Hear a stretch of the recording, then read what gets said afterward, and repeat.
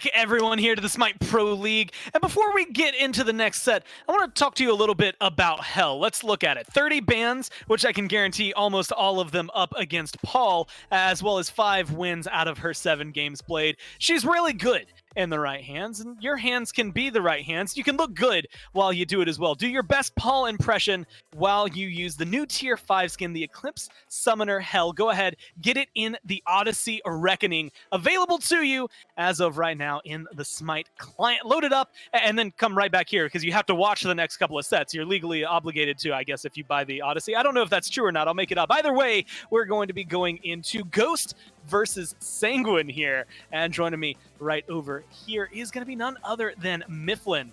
And Mifflin, this is actually looking to be a pretty hot set that comes through, although we're at the point where as long as Ghosts don't do anything wrong for the next 4 days of SBL, they don't have to worry too much about their first place spot. This is one that maybe could be that difference maker for them. Sanguine, and specifically one of their biggest playmakers, Wrongu, able to maybe cause some trouble for them. Yeah, I think Wrongu is a good place to start for Sanguine. But I mean, we gotta talk about the strength of Ghost for a second. These guys, one of the best teams in the league, having to compete up against Sanguine is gonna be interesting. I think that it really does come down to making sure that for Sanguine, you need to make sure Shinto is comfortable. He's got to get one of these comfort picks where he can carry the team, make sure he's getting a large amount of impact. I'm thinking gods like Persephone, like Hebo, where he can control the pace of the game through that 3v3 through the mid. Because as far as I'm concerned, Ghost Gaming has one of the best, most dominant duo lanes possible up against Sanguine, which was normally, you would like to say that their duo lane is one of the main strengths of their team. Up against Panda Cat and PBM, I feel like you need to look somewhere else to win. I've been looking at these highlights. You see the Fafnir right there, which gives me a little of the 408 feels there from Renegades, although maybe Wrongu trying to do it a little bit better than what we see out of Jake. We've seen the Horus, which I feel like, even though in Phase 1 was very popular, here in Phase 2, it's kind of been the Sanguine special. But really, the one that caught my eye the most, and maybe this is the best pivot point, is the fact that we started these highlights off with a lot of Hercules, and you'll see it getting killed off there, unfortunate for Gino, but you're going to be going up against one of the best of the best when it comes to that. You know, Wrongu has done a great Hercules, but he adopted it after Polar Bear Michael on the other side here was the one to pick it up. PBM is one of the most renowned Hercules, and as well, when it comes to supports, you can talk about Wrongu, you can talk about Aurora, but if PBM doesn't enter your mouth while you're talking about SPL supports, then something's wrong. We're gonna work on that phrasing, Gore. But yes, PBM, absolutely one of the most nutty players to have ever done it. A pioneer of that aggressive play style. I love watching this guy play because he's not afraid to walk at you at level 1. He's not afraid to walk at you at level 2. And you know what? I don't think he's afraid to walk at you at all because he lacks respect, human empathy. He is a sociopath. We like to call Sam for soccer the sociopath, but I think PBM has zero regard for human life. He is willing to dedicate his own body in almost every single situation if it results in the rest of his team flourishing. And that's something that is irreplaceable and something that cannot be taught inside the support role. An absolute beast out of the long lane. And he's been a menace. The Cerberus pick has been 100% win rate for them as well. He's one of the only people I think that we've really seen consistently picking it up and support. We just got to see Gino run it there for United. So he's not the only one. But realistically, we talk about it, I mean, for what, the first 3/4 of this phase, we were always saying jungle diff. Unless you got to Ghost Gaming, in which case it was almost always support diff first, then the jungle comes into the equation. We got to talk to PBM a little bit before this set, just to see how they're feeling as they go to take on Sang. Well, I'm here with Polar Bear Mike, support for Ghost, though I think he needs no introduction. Mike, you just got through with that setup against SSG. I thought it was kind of a masterclass from you guys, but what parts of your game plan went the way that you all expected, and were there still things from it that you all had meant to execute on better, if possible? Yeah, I don't think that we necessarily showed everything that we've been practicing. They kind of wanted to do like a sort of salty run back in game 2, so we kind of just kept it like pretty standard. I think everyone but Ben played the same god, so I'm pretty happy with how we performed, but I still think there were a lot of mistakes we made in the game. We kind of like dove a little hard on a Phoenix in game 2 and ended up giving them a fire giant, stuff like that, but overall, pretty good set. Well, as I just said, you did beat SSG, and now this set that's coming up, you're about to face Sanguine, so that's number 2 and number 3 in a row. What's your prep like for Sanguine, and how different is from what you all did to make sure you're ready for SSG? The two teams aren't too unalike. Of course, every team has like different gods that they like to play, but in terms of playstyle, I think they're more similar than other like teams that we could have played in the same week. So as far as prep goes, that's kind of nice. But yeah, Sanguine just has been a really good team, obviously, and they're not the easiest to like go up against. They still present their own like challenges and struggles to other teams, so it should be interesting. Well, I think with you and SSG tied for 1, and you guys 3-0ing SSG throughout this phase, you're the best team. But I don't think the number 1 team by standing has won in like since Energy, right? What are you all doing to make sure that you're focused, prepped, and ready going into this Worlds push? Because we're at the end of the phase here now, and you got to make sure you guys are locked in. Yeah, I don't really buy into like superstition or anything like that too much. For me, I've pretty much been like the highest like seed or whatever that you could be going into Worlds. Like EU used to be seeded higher than NA at like Worlds, but when we won in season 4, we were the highest seed we could have been. I just kind of don't care about that stuff. I just want to win. So for me, it's just about making sure that we're as good as we can be going into Worlds.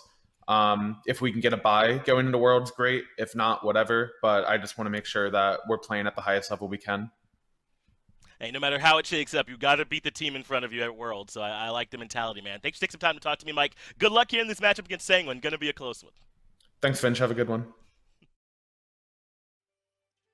As of right now, this team is 1-1 against Sanguine. And again, as long as they don't take any more L's while SSG continue to climb in their own respective ranks, then potentially your number 1 seed, just based on the fact that they are, 3-0 up against SSG. But like I just said, 1-1 here against Sanguine Mifflin, maybe not instilling a lot of confidence. It is still Ghost, so they're very difficult to bet against. The thing about Ghost and the difference between them and SSG is that SSG only loses to Ghost. Ghost will occasionally drop a set to these other teams, as you already pointed out, already dropping 1 set to Sanguine up here today. So maybe it's not so much that Ghost is undeniably the best in the league, and I think there's definitely an argument for them being the best in the league. It's that maybe there's a little bit of matchup, some counterplay matchups coming into play here. Maybe Sanguine just has a better idea of how to play around Ghost, and already Sanguine targeting out a couple target bans, the Awilish, the Hercules, all directly shooting at Ghost Gaming's draft. But meanwhile, Ghost sticking very close to the meta, betting out the Persephone and the Emoja. Well, it's that awkward moment where you know that both of those picks will easily be scooped up by Sanguine, so you have to control them a little bit. And something I was going to say, a popular first pick lately for Ghost, or at least that had been happening in the last few weeks, was this Hebo. Instead, Sanguine are going to scoop that up. And before, we used to just say this is, hands down going to Shinto. He's the only one who can play it, and he plays it really well. We've seen Panatom pick this up in the jungle once or twice now, and it's looked really good when he does it. So this is a perfect ambiguous pick. It's something that Sanguine admittedly have that's kind of rare because they don't have a lot of those that you can pick up and think it's going either or. Yeah, maybe their only one, except for occasionally that set that we'll see. But I like this Hebo pick not only for the ambiguity, but also just stripping away from Captain Twig. I think Captain Twig looks best when he's on the god of triple ultimate, so just taking it away from Ghost immediately is a pretty smart call, with both of the top tier hunters already being banned out. Ghost Gaming elect to get their first choice of that next tier. Jing Wei getting locked in that first phase, very safe in lane. King Arthur for the solo, most likely being that dedicated lane bully. I like it a lot, and it's also stripping it away from Yarkor, one of the best King Arthurs in the league. That's what I was going to say. It feels like there's just so many matchups in this game that are so important. I mean, Netrioid, Panda Cat, Yarkor, Fine the jungle matchup, the mid matchup, like everything that you could highlight in this one is something that both teams have to be worried about. And save for this Heimdall, I mean, the Hebo, the Cerberus, it almost kind of feels like there's 5 bans already online for Sanguine against Ghost. We don't get to see them playing at least the Cerberus as much. It feels like maybe stripping that away from Ghost Gaming. With this King Arthur now in their hands, the Jingwei in their hands, going up against the Heimdall specifically there in the long lane. Would you like to see Heimdall with the Cerberus, or do you think he's going over to the solo lane to deal with the King Arthur? Look, Gore, I'm sorry, man. I completely blocked out everything you said the second I saw this Anubis get locked in. It's been a while since we've seen him do this. I think last time he did do this was up against Sanguine. was the last time. This Anubis pick, very interesting. It's going to get him pressure out of the mid, but it's going to be a sitting duck up against Hebo. You can hit the Death Gaze, sure, but Crushing Wave counters out what Anubis needs to do. That elongated fight where he uses the lifesteal to stick around longer gets completely countered by all the burst that Hebo has. So I'll be interested to see that 1v1 matchup. But as far as Cerberus goes, to tie it back into what you said, I think I would prefer to see it over in that support role. The only way to beat Fire is with Fire. The only way to beat Ghost Gaming's patented aggression out of the long lane is with just that, some aggression of your own. Cerberus certainly can bring that, and matched up with Heimdall, the additional slow from the Ghastly Breath and the Gallarhorn as well means that you're gonna have a lot of chase down potential. It's a very strong lane for burning out beads as well. I think Sanguine get a very strong top 3. Well, we got to see, it was the debut of the Anubis ban in the Pro League when Sanguine was banning it out. We were like, what is this on about? And then we saw it win one of those games. It's only been played twice here by Ghost, and they lost the other one. That one was, I think, to Obey. So there's a lot of pressure, I guess is the right term for it, on this Anubis to perform here. Otherwise, we might be having a very quick cast into another desk conversation about why Anubis maybe doesn't work, or maybe it'll be the opposite. It'll be a quick return for us as to why it does work. Nemesis, as well as the Serket, Thor, Fenrir, not Fafnir, band out there. A lot of jungle pressure that's coming through from both of these teams. Ghost go ahead and scoop up Sam for Soccer's Hunbats on their favor, and it's going to give that Anubis some CC he can play off of. Yeah, I like this Hunbats pick also, just to disrupt the back line. Heimdall, Tsukiyomi even as well, and Hebo going to be very hard pressed to try and evade out of that Fear No Evil. But I think that Fenrir ban for Sanguine might be a little bit more so targeted towards PBM. We've seen him kind of play around with the idea of this god a little bit with the Sledge in play and Glad Shield as well. You can go this more bruiser-centric support that absolutely fits into the style that Polar Bear Michael loves to play. But Sanguine, there's a pivot. No longer is it just SSG looking for the Aphrodite. It's going to be Sanguine taking it into mid with a Hebo jungle Tsukiyomi solo. Yeah, that's a lot of shuffle that can come through, right? The one thing I didn't even get caught by the fact that their team is as flexible as it could be. But realistically, it was Aphrodite. Coming into this week, she was 5-5. She had one more game, I think, that ended up being a loss. 5 of those wins, of the 5 that had happened prior, and I guess still exist, were all on Dardes. So no one else in the league has been able to win with her just yet. Maybe this is the chance to change that for Sanguine. Ymir on the other side, though, I mean, if you cover up the Jingwei and the King Arthur, you're looking at a, 2012, 2013 kind of composition coming through from Ghost. Do you think it's going to have the same amount of pressure they need? It could certainly find pressure, but it's conditional pressure. Anubis, if he falls behind in the early, is going to have a very hard time fighting in, as will Ymir. These are both gods that are susceptible to early pressure themselves, and up against Sanguine's draft, they should be able to find pressure some places on the map. Cerberus should be a good originator of pressure, as should Tsukiyomi, depending on where this Tsukiyomi goes. It's a very interesting draft from Sanguine. I think that Ghosts are kind of playing that knife's edge game where if we see Captain Twig fall behind or PBM fall behind, it's going to be a very long time before they can catch up and play the game from even. I can't believe I'm saying this. I might actually even want to see an Aphrodite support here. I don't know. Sanguine are giving us just as much spice as Ghost are. We'll have to see who's going to be able to come out on top here in game number 1. But fortunately, Gormizer, it is an Aphrodite solo for Yarkor. Wrong, you will be piloting the Cerberus out of the duo lane. It is Dolson, Aggro, Doug bringing you the action. Make sure to vote in chat and let us know which way you're leaning on this one. This one could be very close. Both of these teams starting to play some of their best Smite. And Aggro, without further delay, let's sink our teeth into some of these drafts here. Maybe the best place to start off is the spiciest of all, and it's Twig on this Anubis out of the mid lane.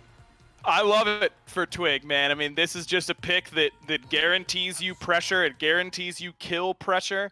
We've seen a lot of Hebo mid start to go away from beads at level 1, opting instead for the blink because it just gives them instant wave 1 pressure.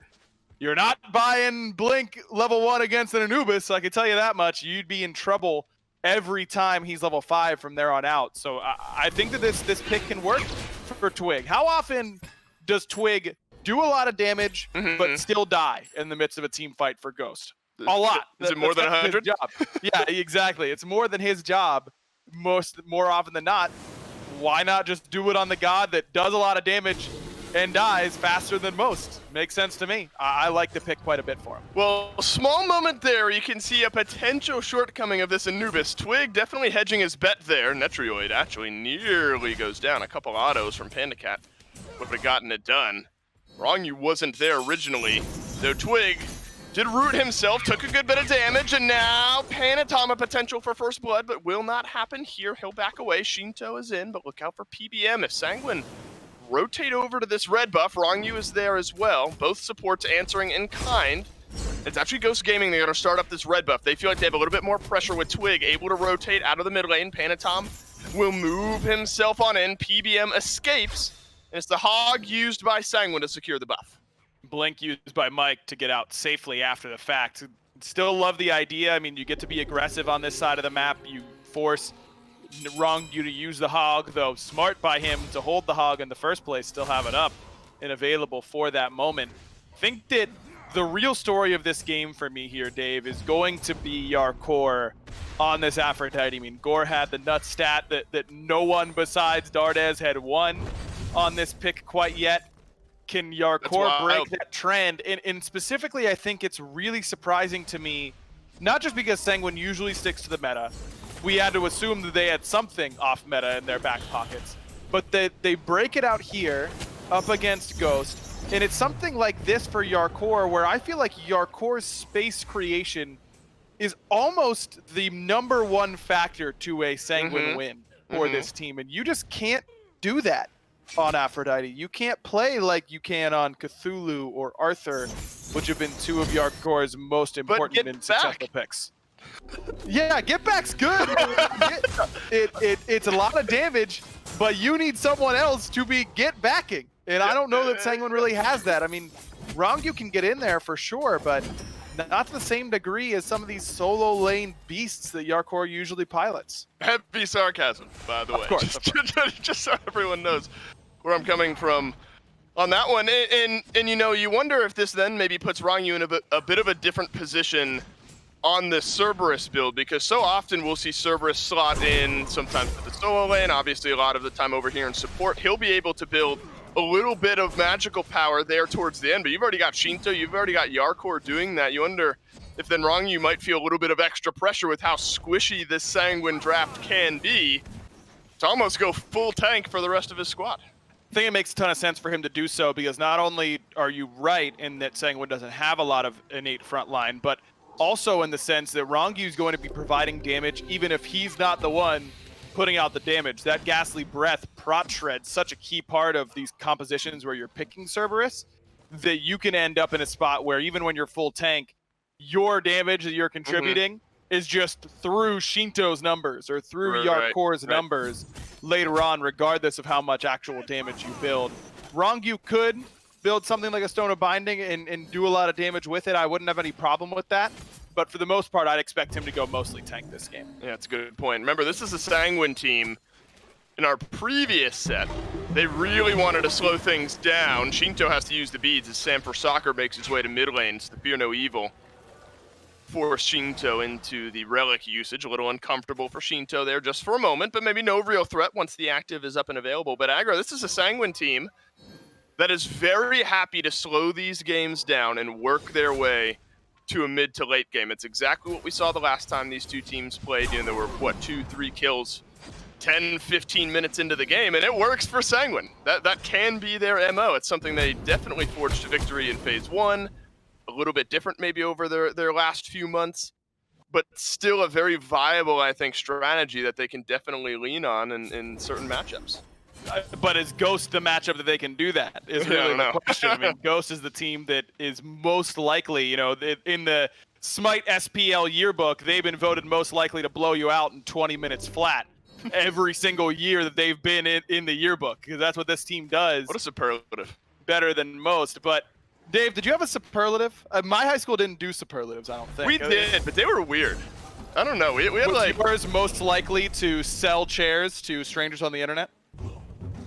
That's what I mean by weird. That was it, and that was me. Unreal, man. I gotta find my yearbook somewhere, and then it was me sitting in one of those, like, plastic, you know, the crappy ones you had at the lunch tables. That was me.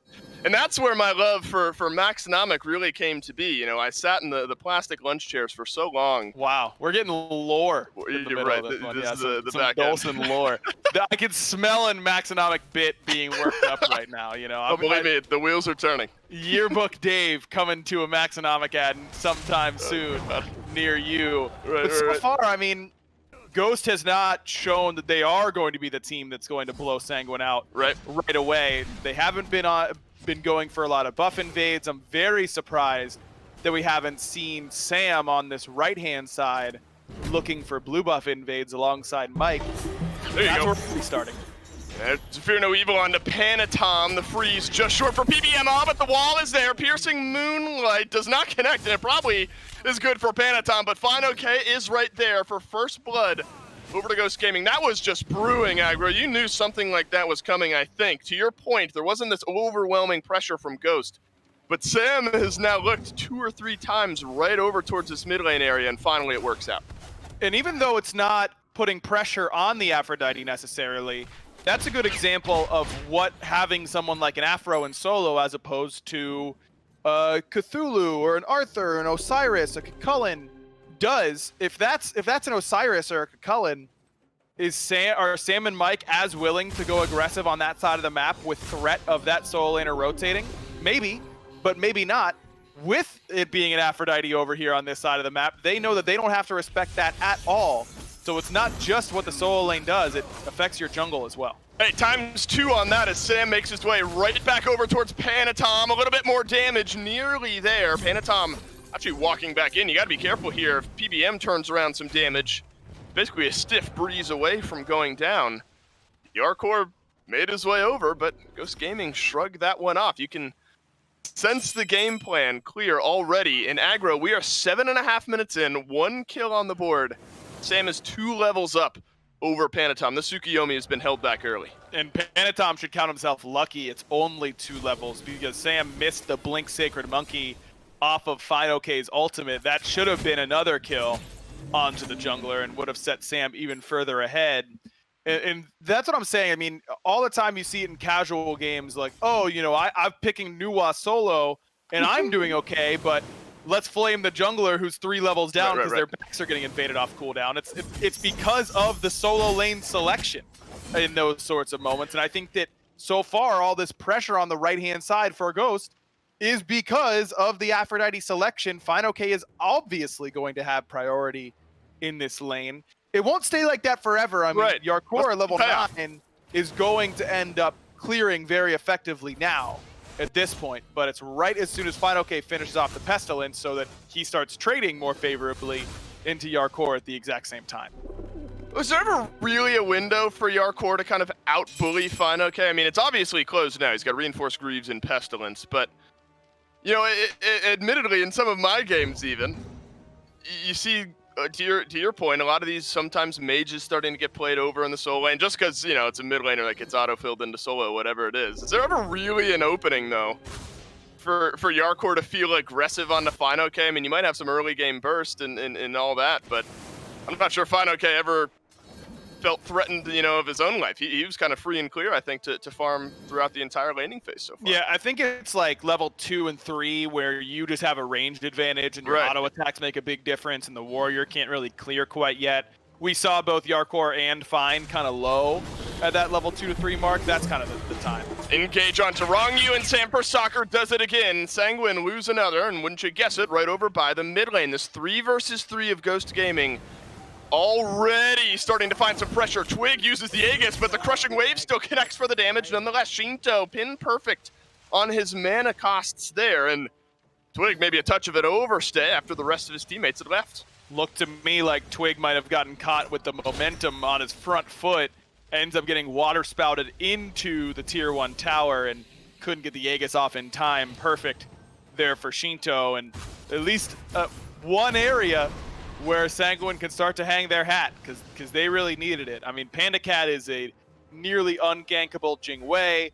Netrioid's gotten pretty decent control in this lane, but Panda Cat's level 12, Panda Tom's level 8. That is not a good gank target for him.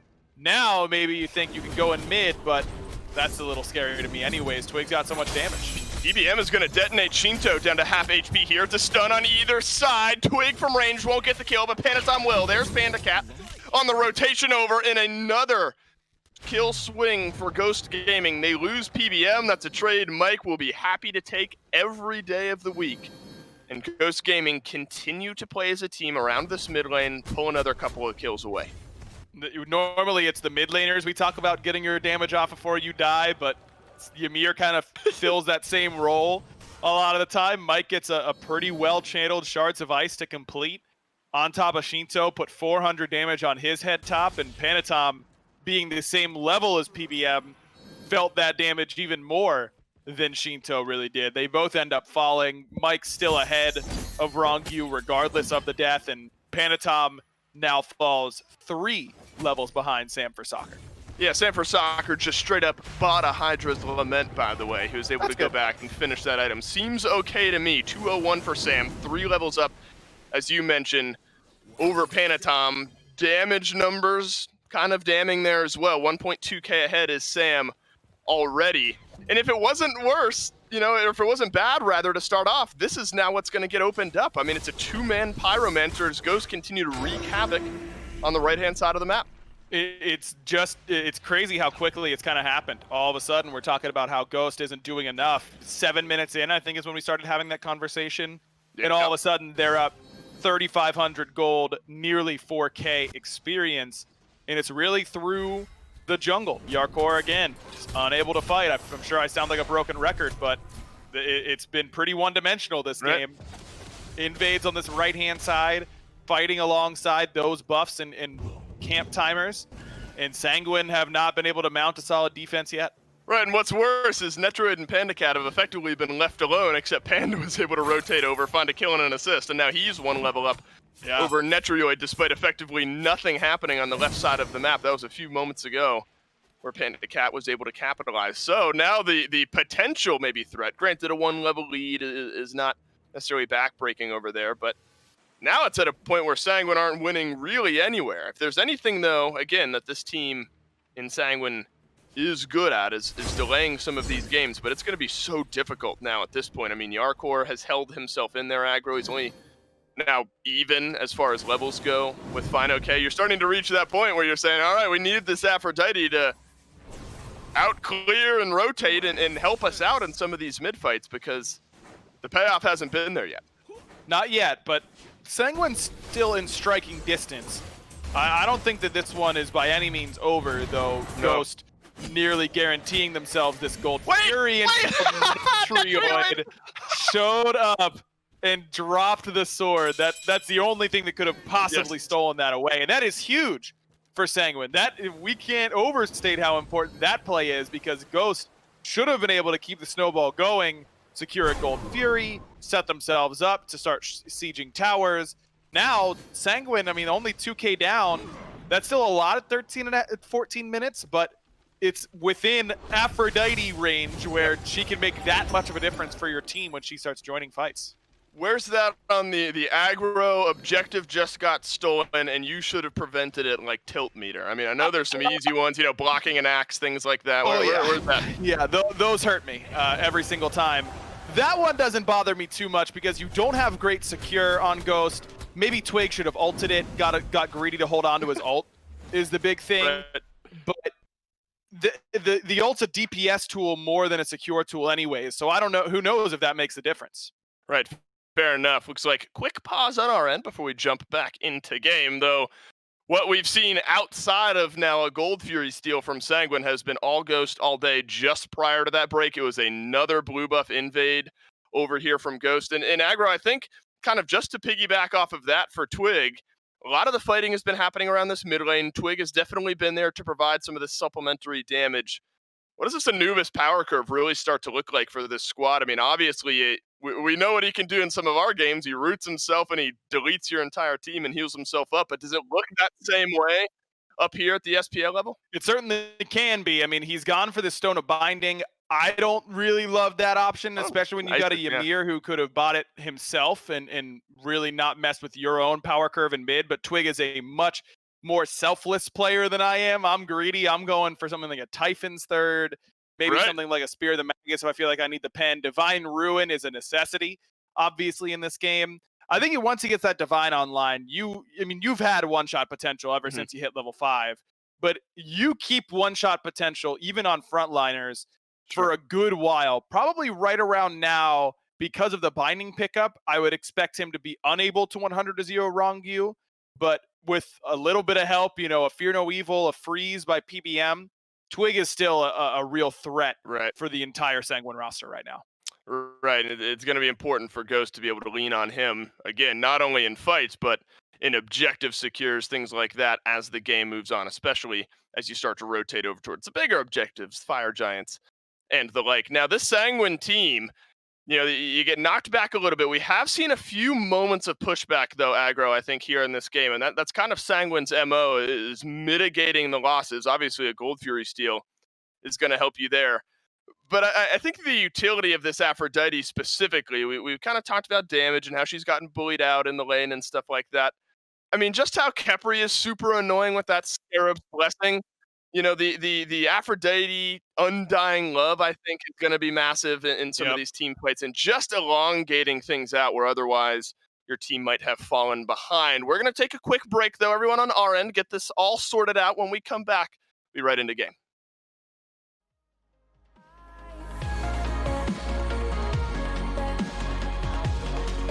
It's all I wanna do.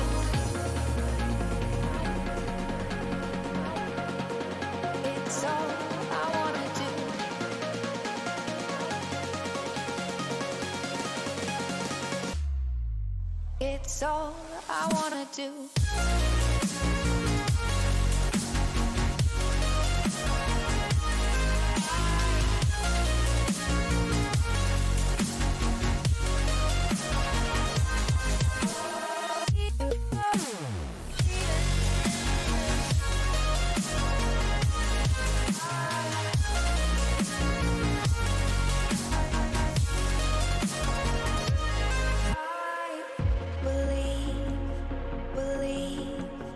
Believe. It's all I wanna do. Believe. It's all I wanna do.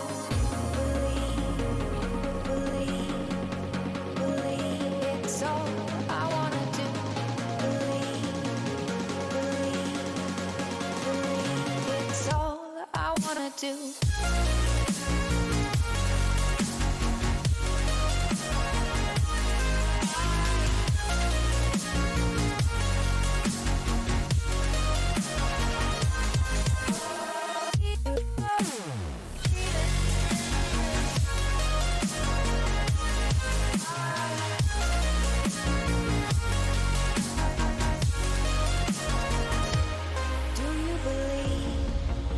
Dreams, they can come true. Will you accept the apology that is long overdue? Well, I question what forever is, and I know you do too. When the answer's right in front of me, believe it's all I wanna do.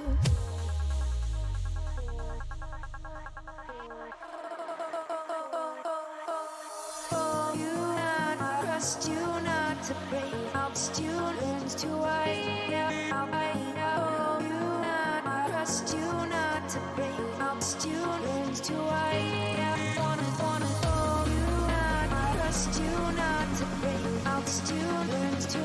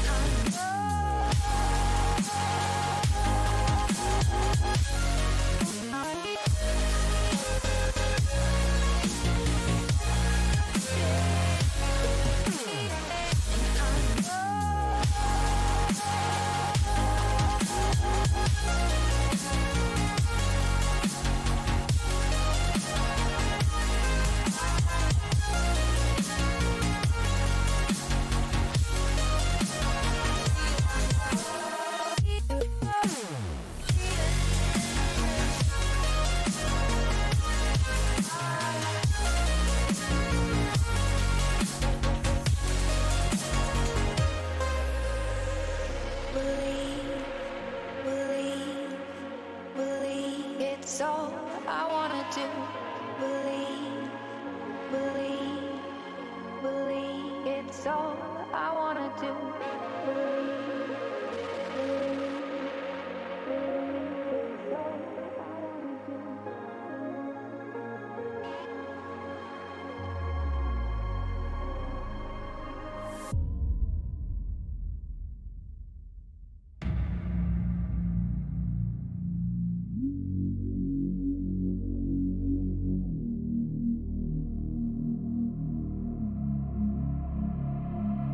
You can say what you want, I'll do what I want.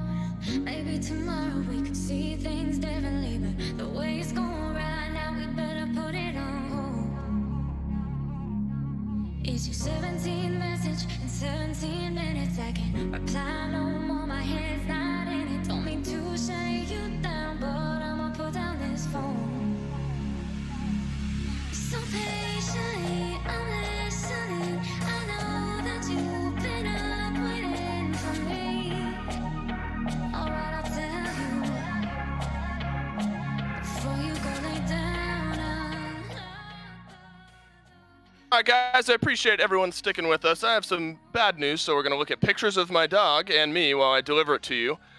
We are still working on getting the demo all sorted out, and we'll be right back after another quick break. Thanks for sticking with me. See you in a sec.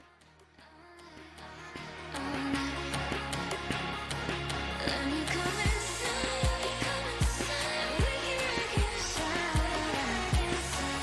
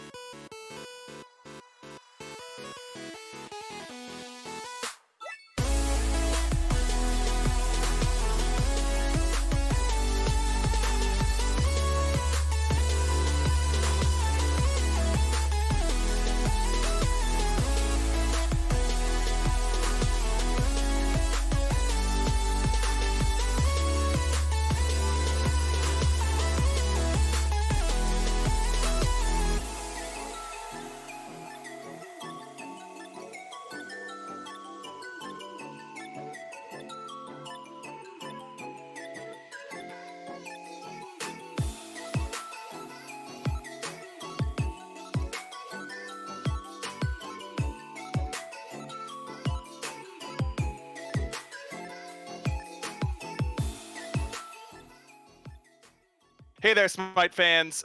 Good news, bad news situation again. Bad news is we're still working on it, but it looks like we'll be able to get the issue resolved soon enough. The good news is Mackenzie felt bad.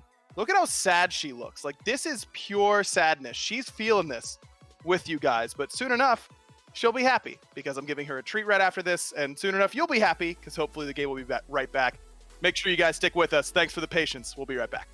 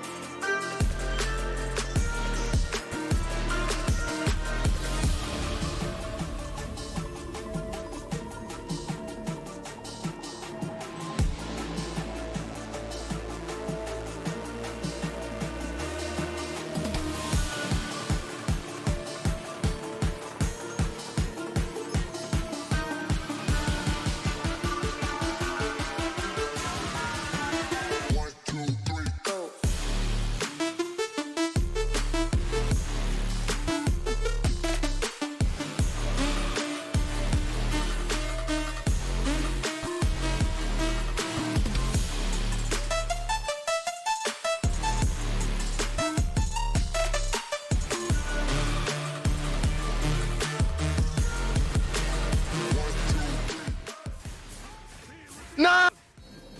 Yeah, we're back into the game. Ghost Gaming versus Sanguine. That's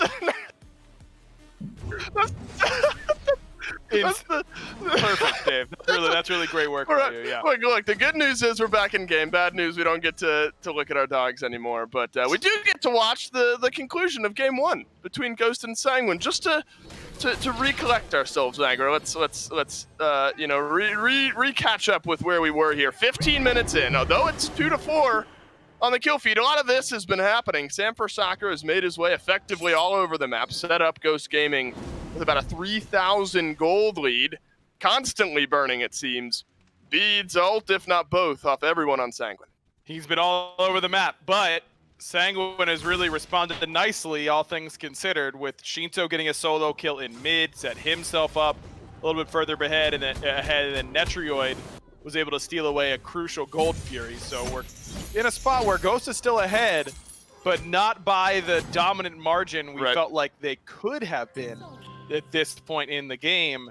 I'm looking at what Shinto can really do in these team fights, because he's the only member that's really ahead of their opposition on Ghost. I think that he's going to have to carry a lot of weight. Luckily, if you're a Sanguine fan, Shinto's pretty used to doing that. Absolutely. And now he's reached 2 more soul gems, so a little bursty out of the mid lane. As we've seen, Ghost Gaming right back over towards this blue buff. FineOK controlling 2 members. That's Yarkor and Panatom, while PBM and Sam walk their way in. They'll hand the blue buff over to PBMs. So a little extra utility now for this Ymir. 16 minutes into the game. No Fury to be fought over either. Remember, just prior to break there, Netrioid was able to steal it away from Ghost Gaming. Both teams at the moment feeling content with the way things have gone. Ghost Gaming continuing to invade and Sanguine continuing to farm. This is an interesting point for Ghost to try and get aggressive around something like a Pyromancer, though, because Mike has hit level 12 and been able to reset in order to buy his first relic, which ends up being a Cursed Ankh, whereas Rongyu, still only level 11, has not had access to that second relic. And now Mike is even backed in order to upgrade it, but bad news for him, Sanguine saw him back, which means they'll be the ones starting up the objective. And on the Pyromancer here, FineOK blinks into the back line. He's got his ultimate onto Shinto, but the water carpet rolls out and Sanguine disengaged. That is a single King Arthur controlling Sanguine, and Ghost get the Pyromancer at least down to about 10% HP. The fight afterwards may be still brewing, but Ghost Gaming definitely come out ahead. Surprised Sanguine's still limping around here, Dave. They should be gracious. That's all Fine wanted from them was the Pyromancer. He's so big at this point in his build that he can 1v4 like that with ease. Sanguine end up having to give it up. I was gonna say, Ghost, I think, would be in a pretty bad mistake to just give up an objective where you are in such a power play position, having just an extra relic at your disposal that the enemy team doesn't have. Wouldn't surprise me to see them group up and try and leverage that same advantage around this Oni Fury that's about to spawn. But bad news for Ghost is that Rongyu has just hit level 12, back to base and picking up his second relic shortly. Well, it is Blink Ankh for PBM, Blink Shell for Rongyu provides a little of the mitigation away from what we know Ghost Gaming are going to be trying to do here. Full team shielding is rarely ever going to be a bad thing, and then when you upgrade it, just more of a good thing for sure. Fury now just 5 seconds away. Ghost Gaming, decent ward coverage on the Sanguine side of the map. Sanguine effectively nothing over on the Ghost Gaming side of the jungle on the other side of the Fury pit. And these are the sorts of moments, the intermittents, where teams have to make a decision. The Sanguine decision is to take away the FG while Ghost Gaming is on the Oni Fury. This is slow going here. PBM rotating over from the mid lane. Sanguine only have it down to half HP. You gotta do it faster. Ghost, they're on their way. Hurry up, Sanguine. It's down to 10% HP. Sanguine will complete the objective. It's a 3-man freeze on the back end. Look at the wall from PBM. He's controlling 4 members of Sanguine. Massive from Sanford Soccer. A double kill from Ghost Gaming. Sanguine, you got the fire giant, but at what cost? Man, it's like watching something that you just know is gonna go horribly start to happen. You know, it's the tight wire walk by Sanguine with no net underneath. Mike sniffs it out at just the right time. A perfectly timed Ankh to make sure that the healing that was going to come through wasn't going to be enough to keep them healthy. A big ult, and then Sam for Soccer just gets one of the fattest Fear No Evils you'll ever see because of what PBM does in delaying and controlling Sanguine on the outset. I think the call is really smart by Sanguine to go for a play like that, but you can see why it was risky. They end up falling very far behind. No, and look at Mike, he does it again. Freezes down on 2, and the immediate answer from Ghost Gaming. Now nobody has the FG buff from Sanguine, the opposite of what they've wanted. It's a negative 6,000 experience differential on this Fire Giant power play from Sanguine. Negative 4,000 in the gold department on the power play as well. Aggro, you hesitate to call anything backbreaking, especially 20 minutes into a game. But this comes very close to that. Listen, Dave, you might be hesitant to call it backbreaking, but I just watched Ghost be Bane and pick up Sanguine and break Batman over his leg. That's exactly, their back is absolutely broken at this point. 9K down, you've got a massive experience lead. Somehow Sam has only gotten more farm than Panatom at this point. He's up 5 levels. The good news being that he can't get any more ahead in XP, neither can Panda Cat. Those two both sitting at max level already. But Sanguine makes the risky call, and this is why I'm just really surprised at this idea by Sanguine to try and wait around and outscale Ghost. They won't let you. They just won't. And Wrong You barely stays alive. It's the undying love from Yarkor just to make sure. Man, PBM is pretty good at Ymir, I'd say, at this point. Seems that way. Another wall forces Wrong You to leap away. Piercing Moonlight onto Sam for Soccer, immediately into a Fear No Evil. Sam's gonna live, turn around the damage. Netrioid is the saving grace now for Sanguine. A double kill though for Netrioid. He duels out Panda Cat here, but the mid lane tier 2 tower still being worked on. PBM with another freeze onto Wrong You, who's made his way right on back in. There's the knock-up. The damage might be there, but PBM tanky enough. A sudden 3-kill swing for Netrioid could be a ticket back in. Okay, Sanguine was back broken, but they found their way to the Lazarus pit, it seems, and are now trying to march back up against Ghost. Just a great individual play by Netrioid.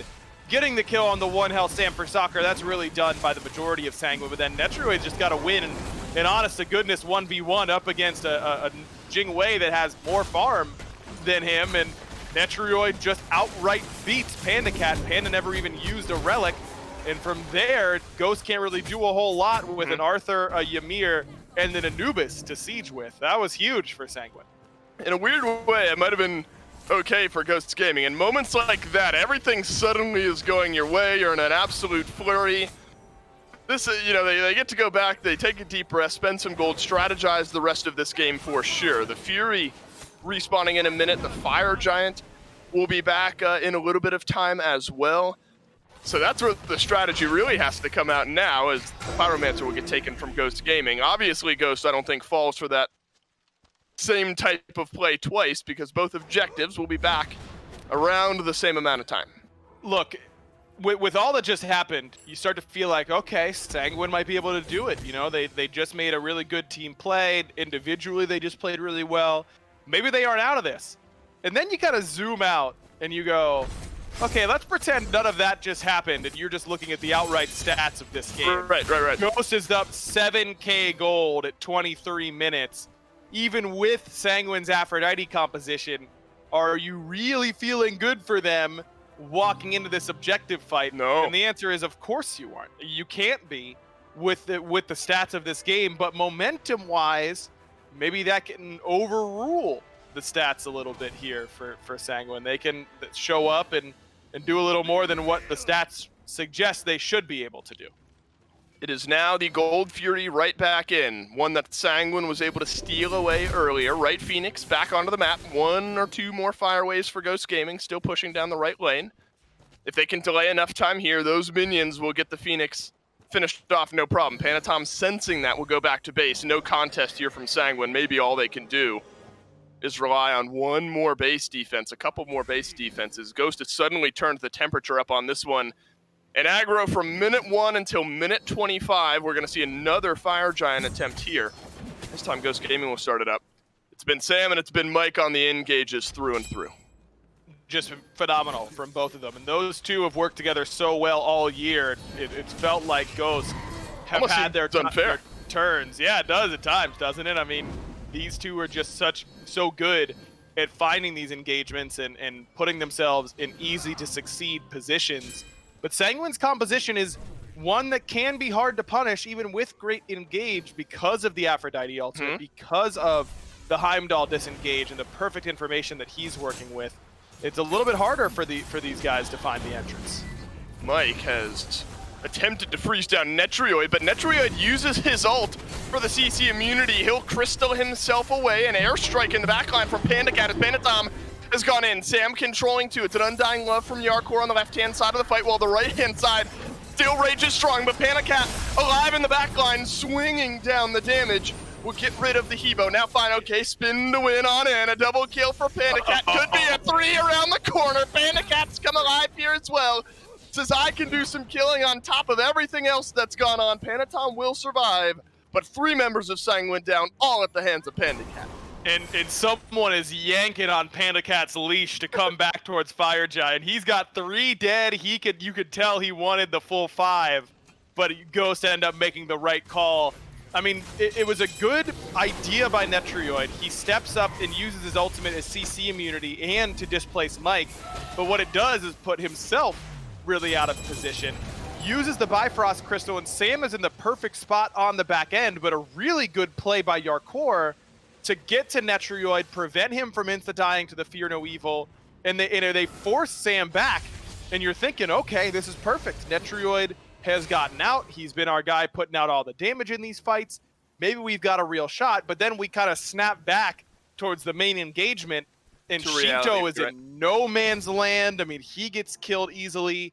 Mike gets another great ultimate off. It seems like Sanguine are dumping a little bit too much into PBM in these fights, and you're never going to get good value for it. I mean, that fight, he ate how many ultimates and still ends up standing, still ends up getting his damage off, and still ends up affecting these fights with the wall geometry all at the same time. And now the man's level 20, so it's become even more impossible to kill him. Sanguine has to change their target selection. 4-level gap between Mike and Rongyu. I mean, it's going to be difficult, right? I mean, if PBM is the guy who goes in, I suppose you have to swing at him, but at some point, you're right. You need to be able to look elsewhere. Unfortunately, such a commanding target in this Ymir, whether it's a wall, a freeze, an ultimate. Mike has just found it consistently, and that's the conversation we've had around this pick, I think, a good bit. Looks bad in some hands, looks great in others, and PBM is one that definitely makes this pick look great more often than not. It is now base defense time, though, for Sanguine. A 4-1 split. They're going to send Sam for Soccer 6-1 and 2 on the Hun Bats over to the mid lane. PBM will flex back and forth. Suppose on a Phoenix defense, maybe this is where we see some of that utility value out of this Aphrodite. Certainly could, but I think that Sanguine's going to either have to spring the trap themselves or wait a little bit. I don't think Ghost is going to look to play super aggressively while PandaCat has no relics. They're waiting on his relics to come up. Sam's beads just came back up, and now instantly Ghost go in. Very close to Netrioid, but they've got Rongyu instead. Twig from the backline. Just plenty of damage on this Anubis. Now Sanguine limping through a base defense. Another split will further decimate what Sanguine have numbers-wise on the defense. Now it's a numbers advantage no matter which way you cut it for Ghost Gaming. 4 still here on the left, 1 matching, and that's Panatom over in the mid lane. This is what you expect. Fine, okay, just to go in. He's done a good bit over to Netrioid. Sam has soloed out Panatom over in the mid lane. The left Phoenix falls, and now it's still 5 members of Ghost Gaming alive against 3 of Sanguine. I don't even know how that happens to Panatom in mid. He didn't even use a relic, and you've got the Phoenix there to help you win your 1v1. This is what I was talking about yesterday when it comes to Sam. I think he is the best assassin player at those assassin 1v1s, and look at what it does for your team when you can consistently rely on your jungler to win those head-to-head matchups. You get to break mid Phoenix with ease. You now have your mid and your duo side Phoenix down, and from talking to Hazer, former SPL coach, he says that whenever that happens, that should be game over. That there is no world in which you should ever let your opponent ever come back. Seems like Ghost might be keeping that percentage true to form. They look like they are going to be cruising to the end from here.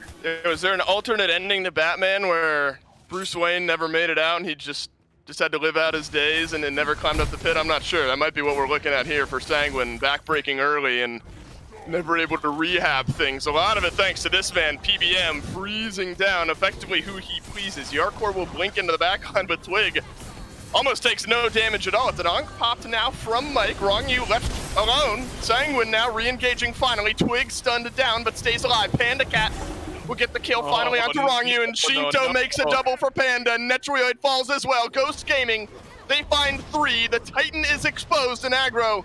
I think Ghost can just walk this one in. Yeah, they get to waltz in and finish this one. Trying desperately to kill the Anubis. Pandatom can finally do so, but Twig just had such a good game on this pick, and that's what I was going to say earlier, was that you can't really dump everything into the Ymir. When Sanguine has to pick a better target, they don't have a great target to go on in this game. If Twig positions as well as he is, Sam's always split off. Panda Cat's playing Jing Wei. That's a fool's errand to try and dive her. And if Twig isn't giving you an easy option, then who do you hit? They tried to all in Twig that fight. Lifestole and relicked his way perfectly into getting all his damage off, and then he still lived after that until Pandatom suicided for it. That one was all Ghost to really set up again. Some of you have heard this one before, by Mike and by Sam. Oh, sorry, I didn't stop you. I had heard it before, but I wasn't quick enough on the trigger there. We still got player cams over here on our other screens, and I just see Mike. He leans back, takes a drink of water, and he's just smiling, man. This guy is vibing here so far in this set. It's got to be a complete rebuild, I think, of the mentality from Sanguine as far as draft goes in Game 2. The Aphrodite saw some Undying Loves that had some impact, but just the pressure that you give up, and we talked about this pretty much at length throughout the first portion of the game, was just too much, and Ghost took advantage way too often here. This one steamrolls in Ghost favor. 30 minutes in, Ghost take the lead 1-0. We'll take a quick break. We'll have Game 2 right on the other side.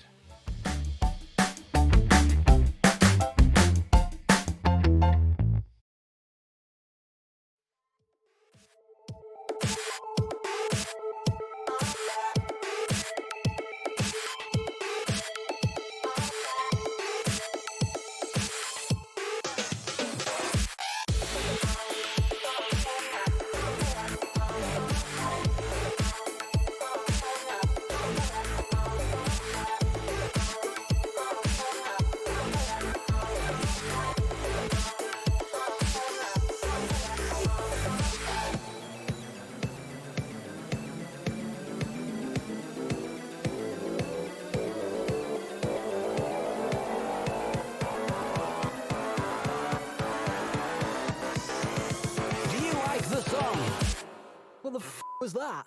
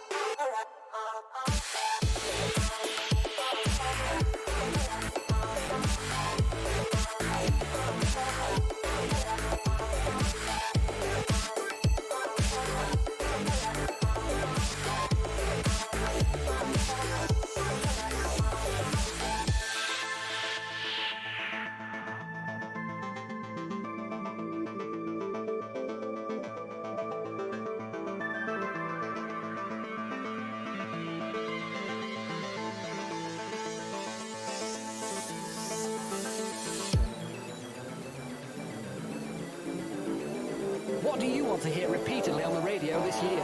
Something that sounds like the music I already listen to, but with different words. Dunno really. Oh, if it's on, I'll listen to it.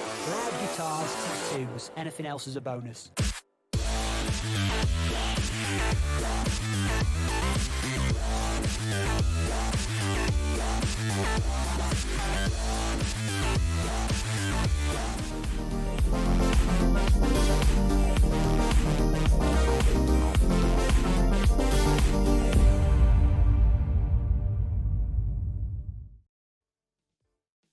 Well, Ghost Gaming take game number 1, but don't worry, chat. All Sanguine has to do at this point is kill Ghost Gaming's Titan twice, and they can win. But I will admit, Mifflin, that's a little harder to do than it is to say overall. I mean, we get some glimpses of greatness, I think, throughout that set, but maybe not as much consistency as we would like. They had said it at the very end of the cast. Yarkor has some of the greatest Afro ults I think we've gotten to see this year, honestly, and we've seen some good Afro ults, but it doesn't really get to do too much to supply anything for the team.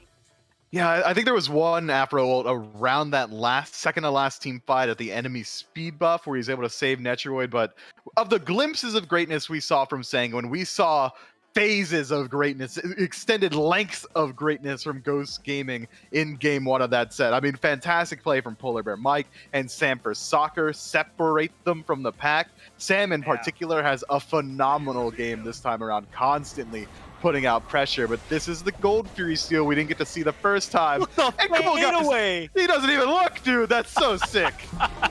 You wanted to see that one, chat, so we throw it up there for you just so you can see it. Unfortunately, that was just one, I want to say, bump in the road there for Ghost Gaming as they ran forward. Sanguine did a good job of keeping themselves in it, but when you, like you said, Mifflin, just a second ago, when you have PBM and Sam playing the way they do, I mean, a two-man freeze like that to just set it up for him under the Phoenix, it's like playing T-ball here for the boys of Ghost if you have someone like that. Polar Bear Michael and the pickups on Ymir.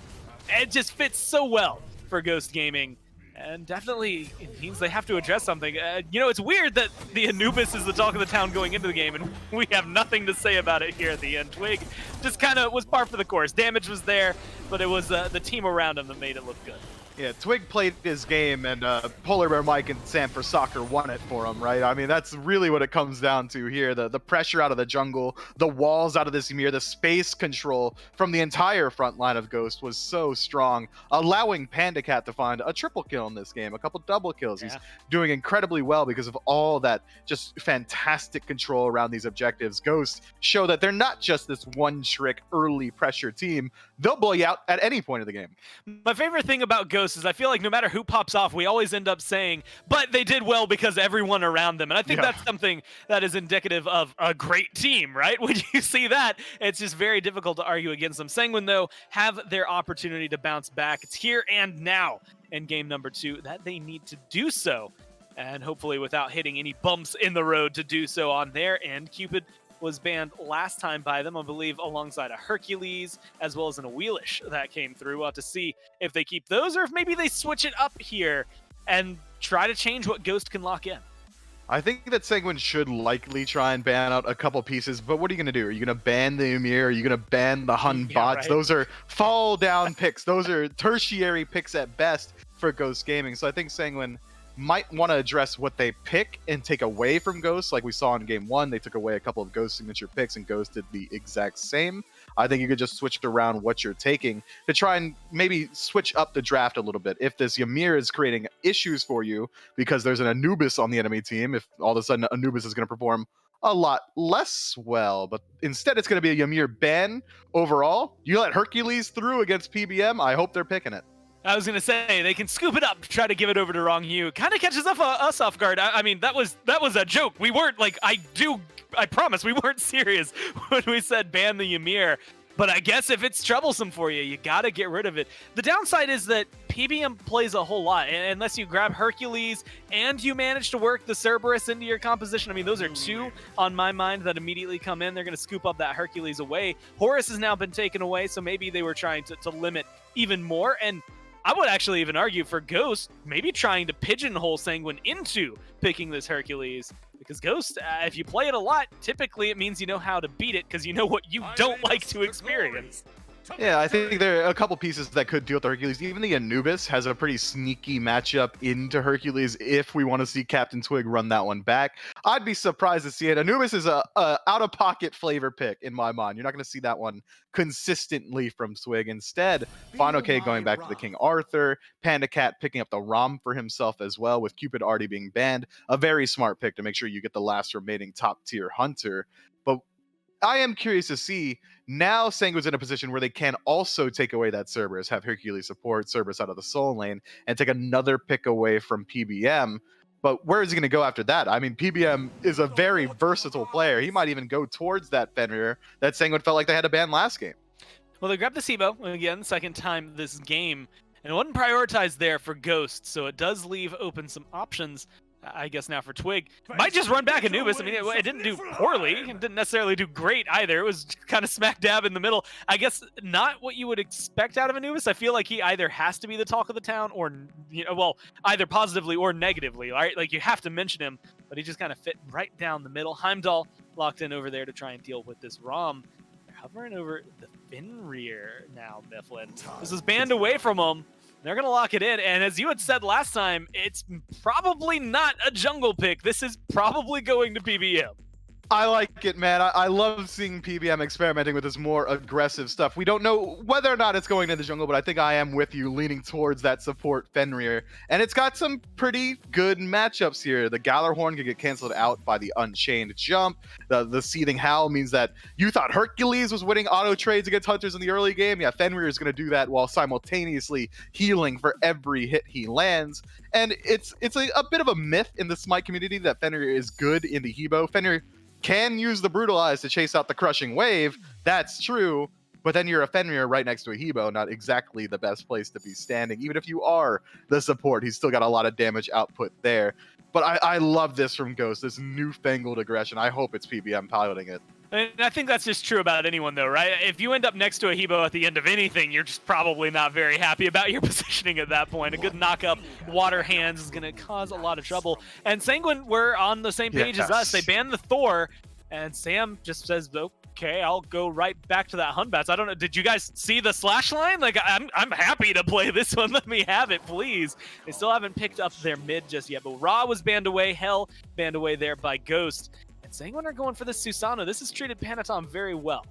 It has. It's one of Panatom's signature picks right now. When I think of him, I think of Susano and Mercury. It meshes well with the team. And speaking of signature picks, we get to see the Yarkor Cthulhu coming through. This is a very, very Sanguine draft, which is why it feels weird that I have to gush about Ghost. Now that we see this Hunbots coming through, knowing we're going for Sam for Soccer, that is going to be a Fenrir support. And it is going to be a lot of pressure out of the long lane matched up with Twigs Poseidon, a guy that he's had a lot of success on in the past. Both teams came away with squads that I think they could be very proud of. Poseidon's been very hit or miss, though, so we'll have to keep our eyes maybe a little closer on this one. Granted, he just played Anubis. I feel like you can't get less immobile than Anubis, he's definitely going to have the ability to maybe escape. We'll have to see what this Fenrir can provide as well for Ghost. Otherwise, this one's looking like it's going to be a fun one. So let's go down to Aggro and Dave Dolson-Olsen for the cast. Appreciate you, fellas. Gore and Mifflin. Still Dolson, still Aggro, still Doug for Game 2 of Ghost Gaming versus Sanguine. Now, Aggro, Ghost Gaming were able to obliterate the early game of Sanguine there in game number 1. Immediately like the pivots, though. Give Yarkor something he can have a little more pressure on, something that'll force you to think twice before invading that side of the map. Panatom as well on the Susano, I think a welcome change. But I think most of it around that solo lane and what Yarkor now has the ability to do. Absolutely. It's a huge switch up for him. It's a good switch up for Rongu. I mean, not saying that Cerberus is incapable of bringing pressure to your lane because he can, but certainly not matching someone like the Hercules in that regard. I just think that Sanguine came in with a theory that they could outscale and get to late game against Ghost. That theory was quickly proven wrong. And now we're back to what I feel like teams should be doing against Ghost, which is matching or beating their early pressure and forcing them to make mistakes and punishing them if and when they overextend. But Ghost has gotten themselves a draft that I think is going to be pretty hard to do that against. I mean, this Fenrir pick for PBM just makes a ton of sense up against this Hebo. I know Mifflin wasn't feeling quite as good about the Fenrir versus Hebo matchup from the Fenrir perspective, but from the usual Hebo player's perspective, let me tell you, I don't care if he's next to me. I just don't want that Fenrir on top of me at all. Brutalize is going to do enough damage, and Mike's going to be tanky enough to withstand the onslaught from the Hebo that will come after that. Twig's on one of his signature picks, probably the signature pick for Captain Twig. Think you got to be feeling pretty good if you're a Ghost fan. I think it'll be interesting as well, Agro, to kind of ride along with Mike and watch how he plays some of this early game. I mean, Ymir seems straightforward enough. I mean, you throw up a wall, you get a freeze, you can do early damage and set up for the rest of your team. Obviously, with the Fenrir, the Brutalize is there for some decent damage, and if you have all your runes charged up, you can jump in for a stun. But you got that level 5 mark where you get the ultimate on the Fenrir is obviously maybe the first major pivot point here. Though tends to be sometimes when Mike and other supports start to rotate their way out anyway. Panatom does not want to waste any time. Look at the engage on the mid. Twig survives. Oh, somehow. That sucks for Panatom. That was a clear opening. He took it. Maybe half an auto away, if that, from getting first blood. Man, you had a third part of Storm Kata there, Panatom. He could have dashed under the tower, guaranteed gotten first blood. He would have died for it, but to get the first blood bounty, I think I would have done it. That's for sure. Is Mike forcing Rongyu back. Rongyu decides not to stun Mike, which was a good choice because he would have left him high and dry right in front of Panda Cat. That's what this Fenrir brings. Constant pressure. Forces Rongyu to blink away. All right, so there's my answer. Just prior to that mid lane action we saw from Sanguine, my question was, where and when does Mike start to feel comfortable getting aggressive? Brutalize, actually, there might have spelled death for Rongyu had that one connected. So for the time being, rather than rotating around and trying to make plays elsewhere, obviously we're still very early into the game, but apparently a Fenrir can match the pressure output of a Hercules. That's wild to think. Lots of damage, and don't forget that Herc just took a very substantial early game nerf, so without that, I don't know that Mike is able to match that sort of pressure, but with that nerf, you can start to see that this Hercules doesn't just insta-win you lane like it used to. You gotta land your stuff, and Panda Cat and Mike, I think it's fair to say they're pretty well versed in how to play with and against a Hercules at this point. Rongyu's gonna have to make his impact a little bit later on with those Earthbreaker combos. Well, I think now, we've obviously, game 1 for Ghost Gaming was about as close to a blowout as it gets. So now it's time for Sanguine to match the pressure, as you sort of put it, going into this game. I love already what I've seen from Panatom as far as just the one attempt in the mid lane, nearly gets it, maybe a little cautious on trying to fully confirm that first blood.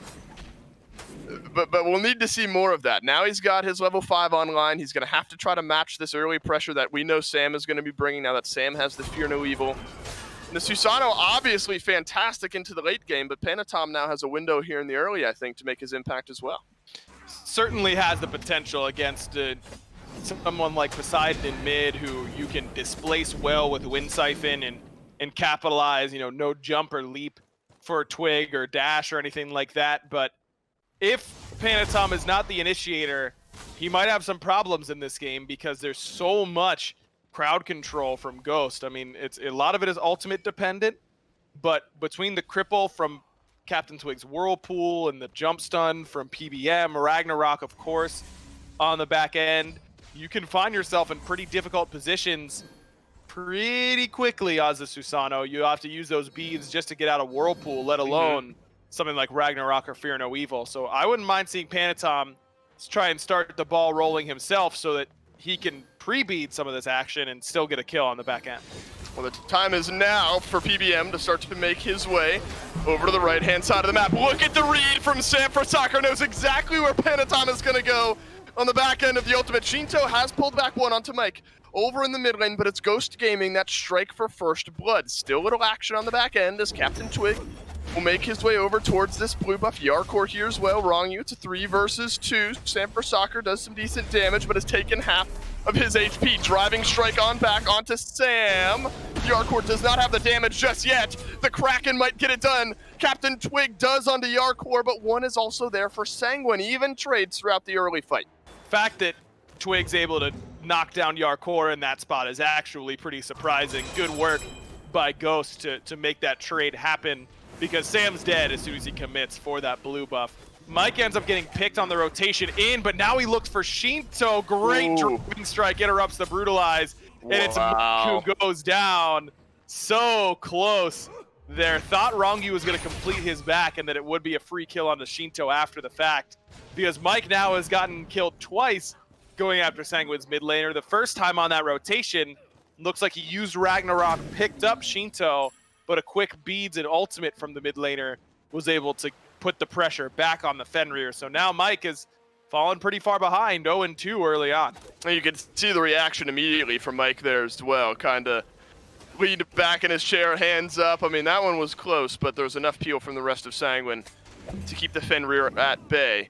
And it's the opposite story now. I think you have to give, it's not quite as brutal as it was in Game 1, but Sanguine have been able to answer the pressure very effectively from Ghost Gaming. In Game 1, it was Ghost finding those picks on the right, and then Sanguine sort of nowhere to be found. And now, I love the collapse that we've seen a couple of times, once or twice, from Sanguine to mitigate what we know that Ghost Gaming are bringing to the table. And in taking this Fenrir out of the ability to one-shot the enemy mid laner is big, but not necessarily a guaranteed win. Is great bait there from Panatom, thinking ahead of what Sam is going to do. And now with Rongu rotating over, Sam, no ultimate means no chance that he can really afford to get aggressive. But making sure that the Fenrir can't just solo your mid laner is a box that Sanguine needs to have ticked this game in order to win. But it doesn't mean the Fenrir has zero value. It's still an AoE stun that is fairly reliable to land. And you've still got Ragnarok, which is pick up someone who doesn't have beads or CC immunity and insta-kill them for it. Both of those are pretty valuable tools to have in support. That's what makes Fenrir so strong in this role, is that even when your primary win condition with him kind of goes out the window, you still have something left in the tank that you can lean back on. On the team fight, through Twig, through Sam, I'll even find okay, and some of the setup obviously lends itself to some worry from Sanguine, who have picked up 4 sets of beads to start off this game. It's only wrong you with the blink. You're going to have to burn a lot. I mean, it's not often, aggro, I think you see someone like a Cthulhu feel the need to go into something like beads. I mean, they're tanky enough. In your mind you think, well, you're tanky, just shrug it off. But I suppose with the sheer amount of setup that Ghost Gaming have, maybe it just makes sense. The Yarkor is going to need as much help as he can get, and this time it's going to be beads throwing him that extra lifeline sometimes in these fights. And Yarkor is right to go into those beads, because you've got something like Blink Ragnarok into a Fear No Evil as soon as you land, so DR isn't even helping you in that moment, and into a Excalibur's Fury. You're going to end up taking unmitigatable quick damage that you can't use your ultimate to get out of. So I think that he makes the right decision. And I love Rongu going for the tank boots when he doesn't have beads, because the best way to mess with Fenrir is to get crowd control reduction. So often Fenrirs know that they can jump stun into Ragnarok, pick you up instantly. Even if you've got a CC immune ult, if the stun lands and you don't beads, then you're in trouble. But with CCR, that throws that equation back in your favor as the defending player. You can oftentimes get your ultimate off in time. It's a little proactive from Sanguine. Their own blue buff respawns, realizing that Ghost Gaming like to invade. They're all going to show up in force. Rongu just playing buffer over by the Fire Giant pit. Panatom going to secure their blue buff for his team. So proactivity, definitely important for Sanguine, and they have at least shown the ability to do that here. Ghost Gaming will have to search elsewhere for invades if they want to continue to do so. It was very quiet aggro over in the duo lane in Game 1 until PandaCat kind of rotated his way in. Remember, I think it was a kill and an assist in a fight that was set up on mid that PandaCat was just able to rotate his way over onto. All of that, and Netroid still was able to kind of climb his way back into Game 1 and be a potential saving grace. PBM, Ragnarok, right into the Kraken. What a combination. Rongu will not escape this time. Then it's a double Fear No Evil from Sam for Soccer. The Typhoon flies through, doesn't connect, but PBM will fall nonetheless. Right back in goes Sam. Just shy on the damage, and Shinto will survive here as well. 1-for-1 trade, both supports down. That was instantaneous blinks. Look at the blink timers for both supports. They're synced to the very second, but Mike, a little bit more ready for it, uses Ragnarok right away, and then just turns and catches Rongu. Wow. Mid-driving strike. That was absolutely insane, and Ghost gonna earn themselves a Pyromancer on the back end of it. But that's not where the fight even is best for Ghost. Not only do they get 1 for 0 on an objective, but they get both beads from Panatom and Shinto and don't lose anybody else for it. Yeah, those beads are perfectly synced as well. and you can thank Sam's Fear No Evil for that. I would expect Ghost to be jamming it down mid quickly now that they know that they've got a massive advantage there. Aggro, what happened? How's PBM 2 levels up on Rongyu all of a sudden? Wasn't he a level down like 3 minutes ago? I don't know what. He has 1 kill. What turned around all of a sudden? You see, Mike lifts so much at the gym that he's actually found a way to pull more experience out of minions. What's that Pokemon item? Where you like weigh him down or something like that? What is this? The training weight or something? Oh yeah, the training weight. I was thinking leftovers right away. I forget what it is. You like let them hold it and they get more XP or something? Is that really what happens here? That's nuts that Mike suddenly has a 2-level lead. Turns out just being at the right spot is good. Yeah, he's in the right spot now. It's a Kraken right back onto Rongyu, who will not survive. Panda Cat rotates over from the left-hand side. It's a Fear No Evil onto Panda Tom from Sam, this time in the wrong direction. Another kill set up by Mike. Panda Cat, though, the beneficiary this time, and that was something I was talking about a moment ago, where it was quiet in the duo lane until Panda Cat was able just to rotate over and benefit. Now he has a 1-level lead over Netrioid. Never lucky if you're Netrioid. Your team's just putting themselves in positions that you can't really help out with. Right there, that's in their own jungle on their side, but Panda Cat playing Rob just usually has push every other wave that he's going to outpush you on. It just depends on how many Astral Arrows he has. Gets the push on that wave, is able to rotate in and be in the right position for to follow up on Twig, doing what he does best, just being an initiator on this Poseidon, finding a tank and pressing 4 on their head. And now it's going to be a free Gold Fury. No Heimdall to steal it away this time. And Ghost Gaming make sure of it. They will find themselves few thousand gold in the lead, 2.5, 3,000, actually 3,500, really 13 minutes in. Tied at 4 kills too. I mean, I think that shows the micro game as well as some of the macro from Ghost, that, you know, kills can be so even, constantly traded, but it's the little things like having beads down, having those small openings that Ghost have been able to take advantage of, at least in this set. Will definitely set themselves up for success. Nothing left on the map for either of these teams to fight over just yet. No blue buff for Sanguine, but PBM not happy with that. Makes his way over. Shinto will stay alive here and back away beneath his tower. Just always worth it for Mike to do that. Blink, bite him, and get the beads out from Shinto. And now Sam knows exactly where his ultimate is going to be most impactful. And that's in the mid lane. Should be pretty easy for him to just blink Fear No Evil on top of Shinto, and unless Shinto's real fast with that crushing wave, should be another kill coming for Ghost in the near future, especially now that Sam has finished off that hi-rez. Yep. Just so easy to weave in those hi-rez autos on Hunbats. Oh no, Netrioid has to dash away here. Panda Cat has suddenly learned that he has that half-item advantage over Netrioid, and he'll definitely be able to outbox this Heimdall, at least for the time being. The snipe's there as well, and sometimes even just setting up a half HP target is enough to maybe find success for your squad over there in the duo lane. Shinto, I think, will have something to say about it here as well. It's a bit of a quiet game in Game 1, admittedly, from this Hebo.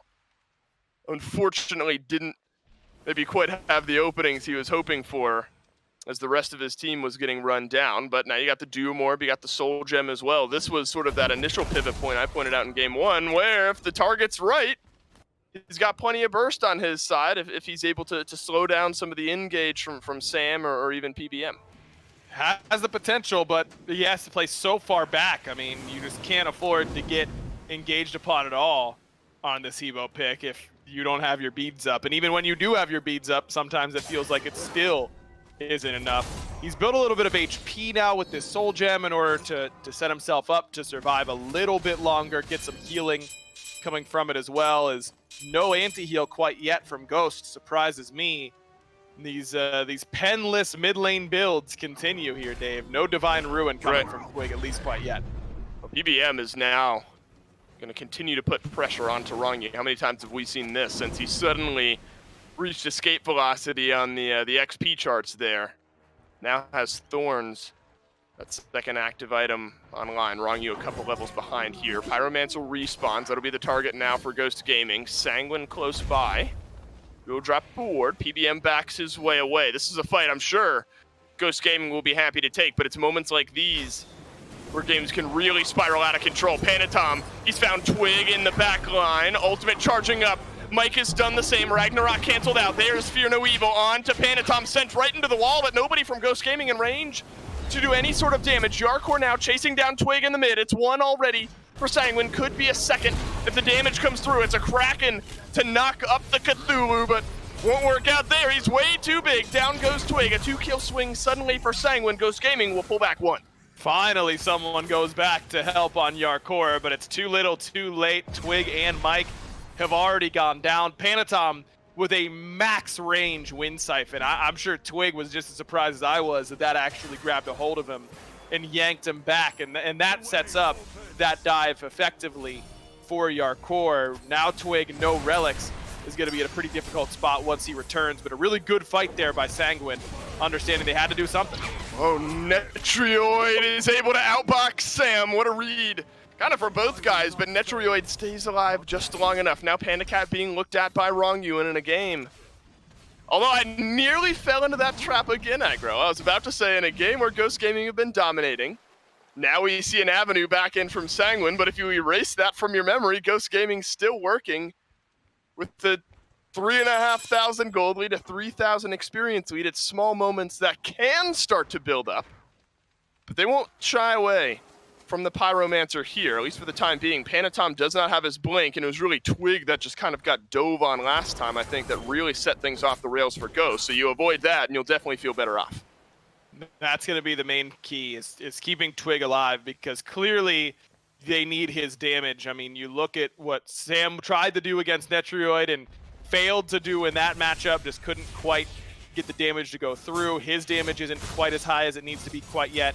Still, no anti-heal coming from Ghost against this Soul Gem from Shinto and of course the Hercules there for Rongyu. I'm just a little surprised to see it. Right. So it looks like Twig is going more towards an E-Staff, potentially a gem, though I don't think we'll see that. Oh, Netrioid is read like a book, and it's Mike who will force out the beats. One more snipe. You gotta hit it, my man. Off to the side goes PandaCat, unsuccessful on the third and final snipe. He hits 2 out of 3, but it's not enough damage this time. Now Rongyu joins the fray, but Final K is in the backline at the Fear No Evil just to confirm the kill from Sam for Soccer. Shinto and Panatom being run down while Yarkor is left in the backline with Ghost Gaming. Crushing wave out from Shinto, but Final K does not care. It's Panatom that he has his eyes set on PBM. He'll brutalize down one. Netrioid takes one to the grave with him, but it is a 4-for-1 trade and an Oni Fury on the back end. Man, what is Shinto supposed to do in that moment? Because that was an instant zone, courtesy of Final K, 2v1 up against Shinto and Panatom, and he was doing so much damage, and it felt like he wasn't taking any at all. Panatom just kind of watched for a while, then as soon as Shinto ults out, pulls Final K in, and Fine goes, oh, thanks, buddy, I wanted to be a little bit closer to you. Sets up the kill on the Panatom. Mike cleans up Shinto on the back end, and that was best case scenario almost, Dave, because Netrioid lived through that. Remember that he really should have died if PandaCat was a little bit more accurate with those snipes. Ghost just fighting too well early on, and it seems like Sanguine, on the moments where they're the initiators, they still look good. I mean, think back to that fight in mid where Panatom's able to set the fight up, where Yarkor is able to get there first and be the diver first. But when Ghost have the ball, so to speak, when they're the ones who get to dictate the pace of the game, they look unbeatable, whereas Sanguine, when they're starting it, they look good enough to win the fights. There's been a clear divide in how well these two teams have fought, but in the fights where Sanguines look good, it's been a common thread. They're starting it. Quite literally a divide on the back end of that last fight. Panatom and Shinto kind of left to their own devices. Small pauses on our end before we get back into the action here, but Agros, I mean, same story on the pause, same story as where we left off in game 1, right? We're here in game 2, Ghost Gaming, 8,000 gold in the lead. PBM, not as attractive in the KDA apartment this time around. I think he's 2-5-2 at the moment. I don't think that tells the whole story, though, of what we've seen out of the Fenrir. I mean, look, obviously Mike very good at what he does. We can't bail him out if he has a bad game here and there, but 2-5-2 I don't think does the justice that this Fenrir has really brought to the game. Agreed. He's been putting consistent pressure onto Shinto and onto Panatom, and it's really facilitated this Ghost 3v3 in mid, and it's allowed these side lanes to farm really effectively without a whole lot of worry of jungle pressure from Panatom, because he needs to be in mid to win those 3v3 fights for Sanguine if Ghost want to pull the trigger. So it's really put a lot of pressure on the map, and that's what Ghost does better than any other team. You look at how other teams play against Ghost, what Space Station did against them earlier on this week, what Sanguine has done here today. This is not what Sanguine normally looks like. They don't normally look like this in their games, and it's just a testament to what Ghost does in every single game that goes really under the radar, that even I don't notice, the fans at home don't get a chance to notice.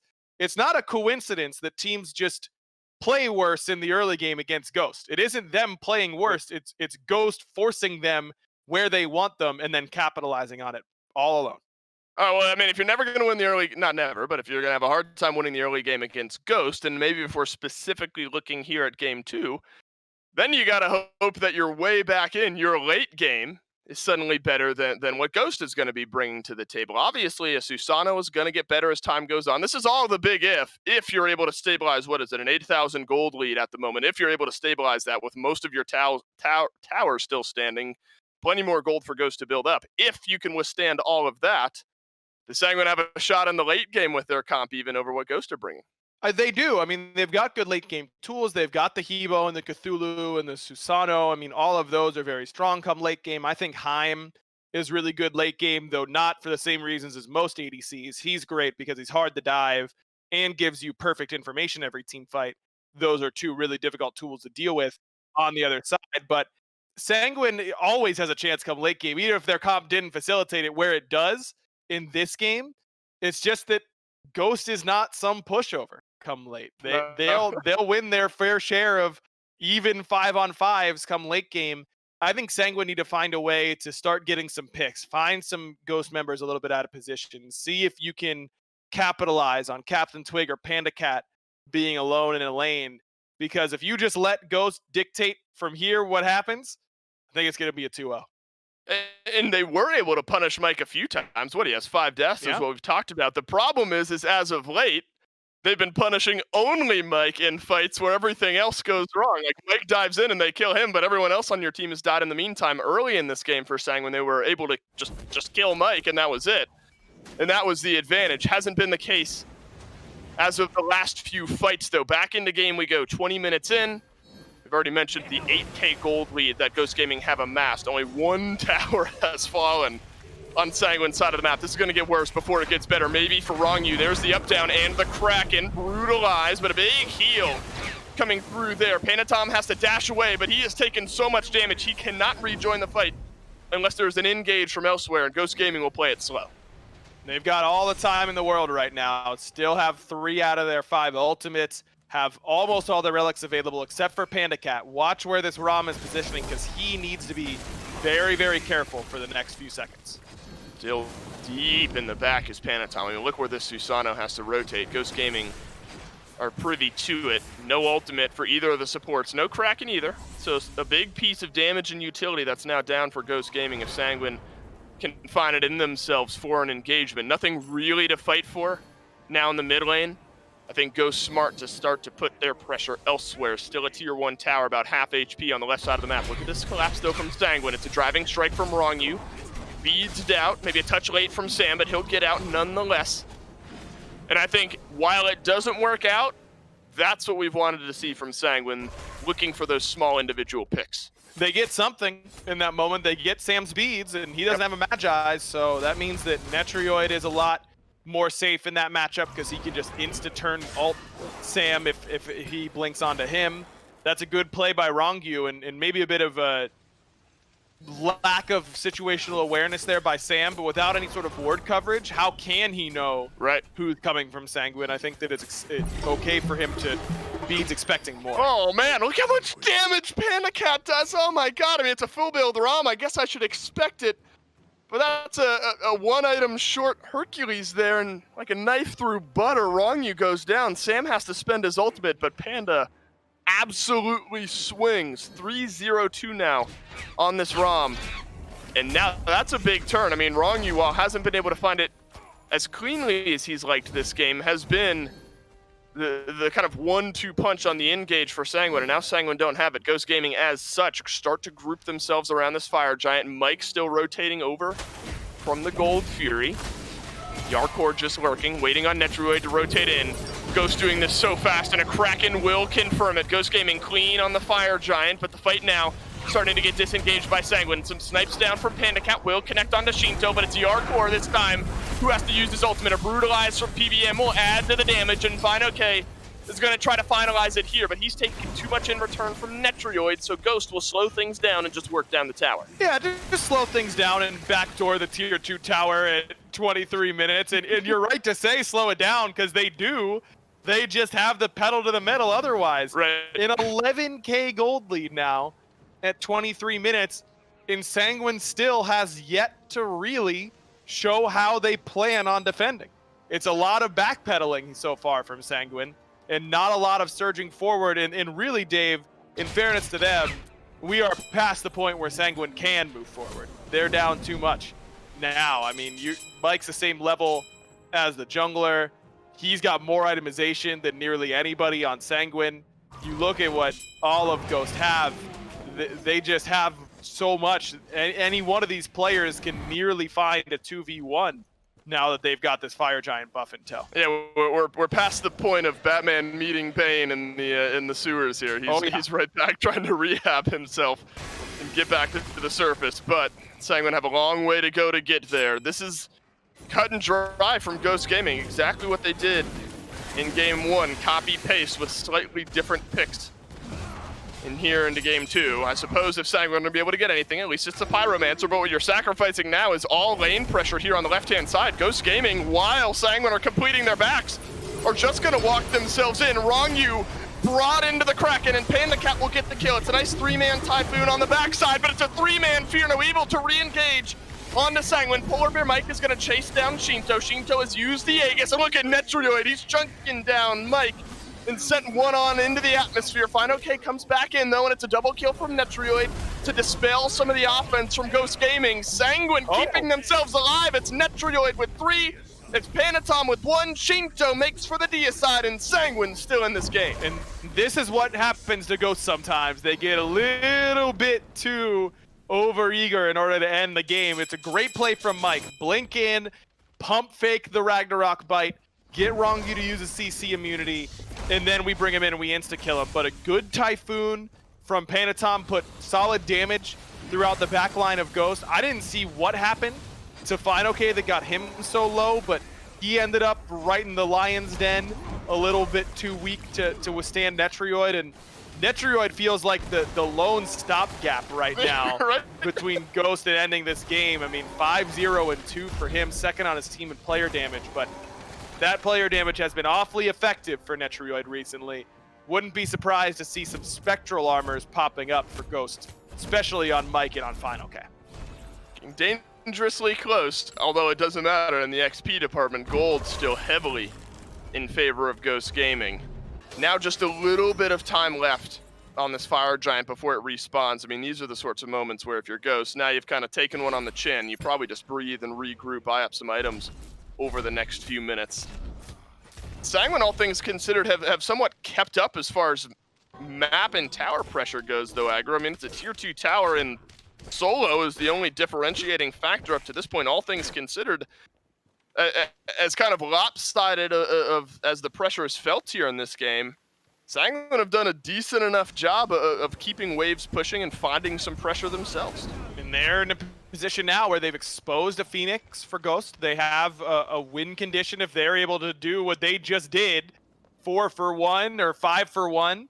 The opposition, longer respawn timers by that point. I don't know if they could end in that exact same spot, but it could be close. They could get a Phoenix at the very least.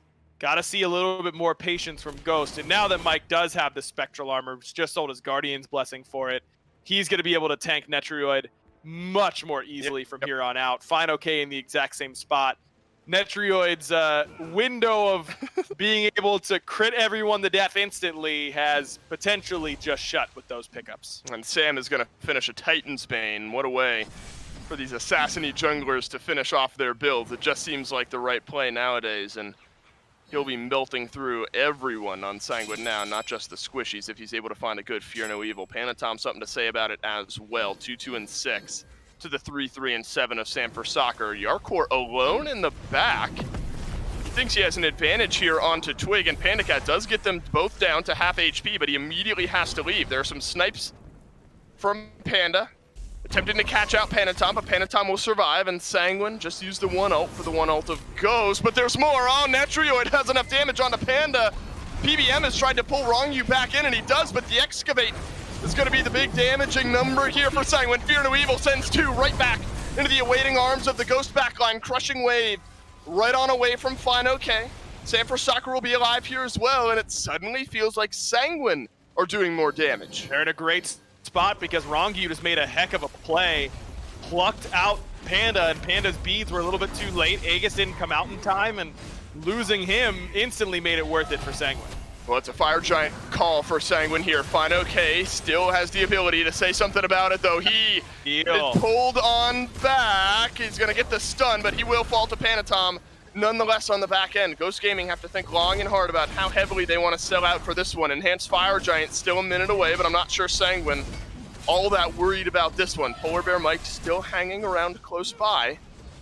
I'm not sure Ghost Gaming aggro have the legs to move in and try to get things here, but it is Mike kind of close to closing that gap. Netrioid still doing plenty of swinging as well. Sanguine just kind of open up the front door to a potential steal. Twig has no crack, and Fire Giant is left. Shinto's gotten the kill onto Sam, and now Twig has fallen as well. Who cares about the gold lead? Sanguine are the ones driving this game in the direction it's headed. PandaCat will help out PBM in getting one, but it seems like the Fire Giant finally will go towards Sanguine, but Panda stays alive. You gotta be kidding me. Ghost Gaming have delayed this fight long enough. PandaCat's still in it, swinging away at Yarkor in the back. And Panda's gonna try and do it to Netrioid as well, but that's a healthy Heimdall. Panda putting in some good offense, looking for the 2v1. Can't find it. Netrioid finally cuts him down, and it's a delayed deicide for Sanguine.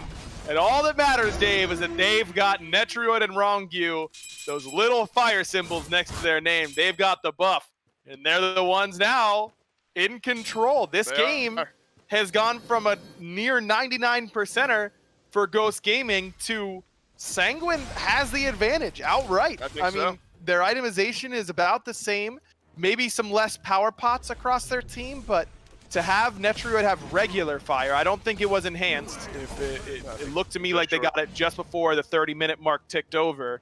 But to let your ADC and support have Fire Giant, only one less tower on Sanguine's side of the map in comparison to Ghost's, Sanguine's in a position to make the comeback a reality. And it's Netrioid, right? I mean, Shinto obviously did some chunk damage there. I think the engage has been great from everyone on Sanguine over these last few fights. But keeping Netrioid alive, spectral armors or not, I mean, it's kind of a non-saying almost. Yeah, you keep your hunter alive, you're going to be doing well in these fights. But that's been what Sanguine is doing. Nobody from Ghost has been able to consistently get in onto this late game Heimdall, who now has his crit built up.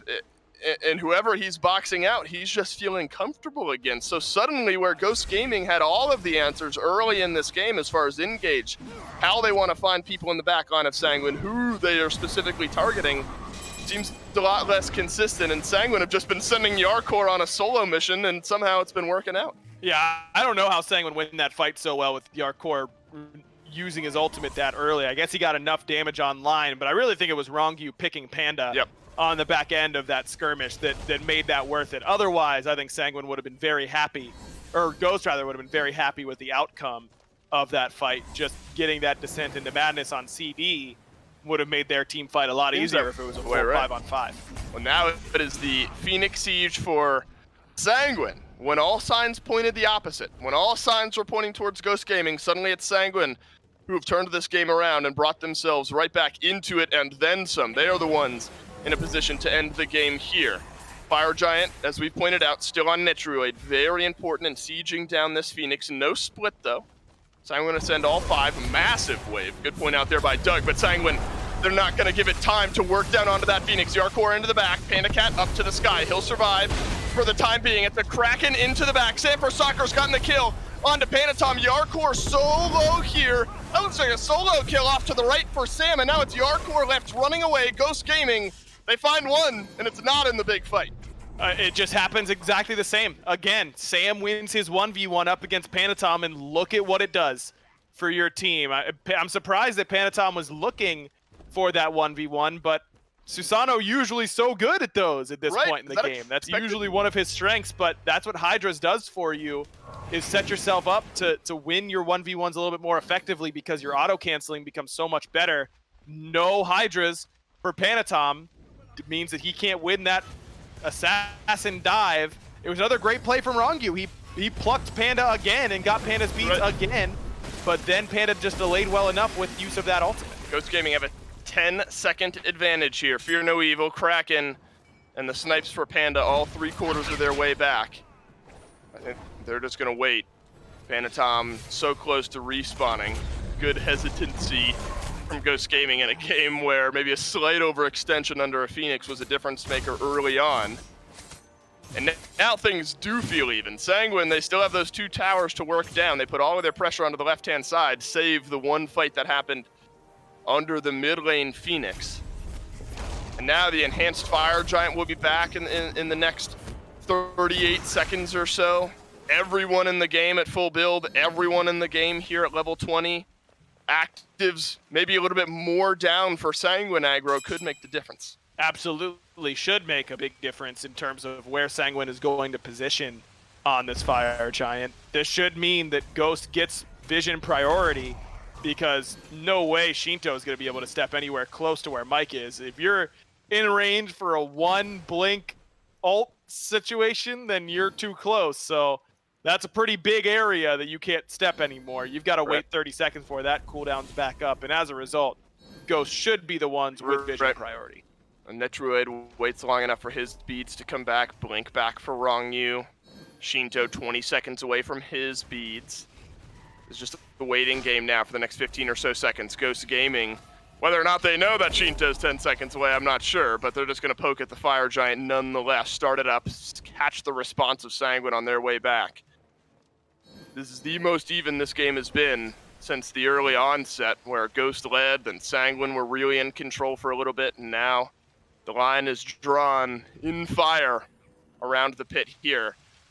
And I think this is the sort of moment where you have to be careful, where late on, I mean, obviously securing the fire giant is first and foremost, but it's not selling out your health bar. I mean, you could lose fire and then end up winning the fight. So that's kind of that interesting balance I think both of these teams have to have. You know, you hope that Twig doesn't feel like he has to use his Kraken on the FG. You know, you'd like to use it in the fight, but it's kind of this chess game that both of these teams are going to have when it comes to shot calling.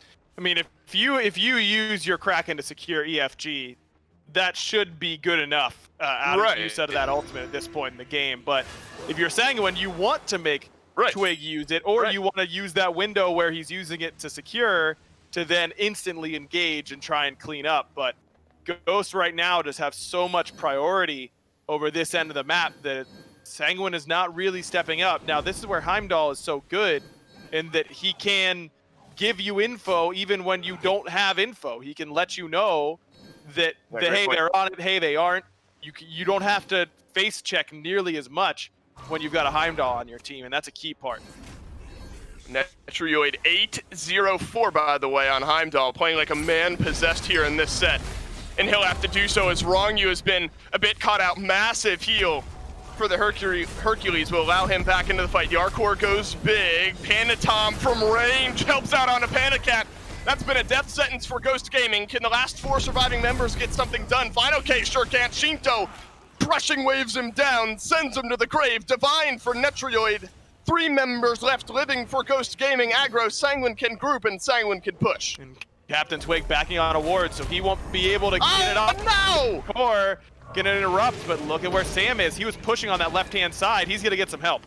Yeah, maybe you can get a kill onto Yarkor here, then complete your backs later on, but Yarkor is just gonna waste a little bit of time. You get the kill back onto the Cthulhu, but now it's the mid lane Phoenix being looked at. Panatom He's here as well. Is he going to delay the back? He will. He eats the Fear No Evil, but you got to get back now, Ghost Gaming. Titan being worked on by 3 members of Sanguine. Back's not yet complete, but here comes Twig. No Kraken, no Fear No Evil. They just got to get the damage to get it done. Wrong melted through. Sam for Soccer gets one. Netrioid still in. Minions just out of range, and it looks like Ghost Gaming, Sam and Twig have kept him in it. I was going to say, no way Sanguine would have the damage to get this done in time. Just too good of damage coming from Ghost surviving members, and now because of that, you put yourself in a really bad spot. But Netrioid and Shinto trying to lay the trap, again using that Heimdall vision to their advantage. Thinking that play comes back to the builds for me, Dave. You see that massive heal from Rongyu. Rongyu should never be allowed to live from that position. Kali heal, dude. But because there's no anti-heal, he mitigate wounds right before he took all that damage. He gets 3/4 of his health bar back, and now Ghost can't commit onto him. Panda Cat probably needed to have a little bit better relic usage on the back end. He took too much damage from Yarkor and ends up dying to the Typhoon when he probably didn't need to. But that's just a great play from Sanguine to take a losing team fight and turn it around like that. Well, the least dramatic enhanced Fire Giant take you'll maybe ever see. Ghost Gaming get that one for free. Now maybe the Oni Fury as well. That'll help out in the mid lane where the Fire Minions are pushing in. Ghost Gaming are not concerned about pushing out that mid wave just yet, sensing that Sanguine are starting to rotate in. Now they will be able to go back and deal with things right back on their side. The ping pong battle of the game continues here, but it's Ghost Gaming now on the front foot. They've got the ability to pressure out Sanguine, though we haven't really gotten, I don't think, a great feel on the Ghost Gaming siege. They had the one on the left-hand side, but they've effectively been on defense duty from then on out. Now we're going to have to see how Sanguine can do on defense for the first time in a while. Oh, they're not going to wait around, that's for sure. They're not sitting on their hands. They're going to, again, use this extra vision from Heimdall to try and catch somebody out. Everyone is relics here for Sanguine, so this isn't even too bad. Just lurking around the corner. On a ward now is Rongyu, so Ghost Gaming privy to at least a couple members of Sanguine. I don't know if they know how many, but generally when you see a Hercules chilling like that, you know something's up. I was gonna say, it's like it's never. I've got bad news, maybe. Just me in the chat. It's never one cockroach. Okay, it's never only one. It's always a lot of them, and it's never one Hercules sitting in your jungle behind nobody else, with no one else. He's got his boys somewhere along with him, so you got to be ready for that. I swear, guys, it's just me. I'm feeding, I promise. But Ghost Gaming smarter than that. And they will now take their chances at a siege down the mid lane and the right lane. Remember, Sam has out-dueled Panatom a few times, not only in this game, but in the set as a whole. So you have to think twice, long and hard, if you're Sanguine, about if you want to match Panatom alone with Sam. It's a very close matchup, just sometimes comes down to actives, ultimates, general mechanics, I suppose. Maybe who's the better player is how I'm trying to word that, but definitely some outside sources can change things around, and I think Sanguine agree with that. Yarkor sticking here. We'll have to see if Sam is going to take the bait this time around, but that has left. One left alone in the backline. Rongyu evaporates under the pressure of Ghost Gaming. Suddenly, all the offense is swinging red. Netrioid is still alive, and that's the saving grace now for Sanguine, it seems. Yarkor, so low. You've gotten a kill on a fine okay, but it's a 4 versus 3 on the push. Should be easy from here for Ghost to at least crack the base. I mean, they've got nearly a minute to end this game, and Netrioid has no ult, neither does Yarkor, neither does Panatom. You really have to just hope that Panatom can make a play here and right. Sam is half HP with no fear, no evil. Now is the time for Panatom. Works his way in, but Sam will work his way right back out. The dash to safety from Panatom as the mid lane Phoenix has been broken by Ghost Gaming. 4 versus 3 here on the right. Everyone still has enhanced Fire Giant that's pushing in. Panda Cat, most importantly, does have the Aegis, but no beads. So Yarkor could find some lockdown, but you don't have the push-pull from Rongyu. And I think smartly, Sanguine won't try to defend either of their Phoenixes, realizing it's a losing fight. Surprised that Ghost has played it this way, though. If you're only getting 2 Phoenixes, isn't it just strictly better to go left instead of right? Get the Phoenix that's further away from the Fire Giant. I think they rotated right out of instinct in order to help Sam, but Sam was fine. He was out.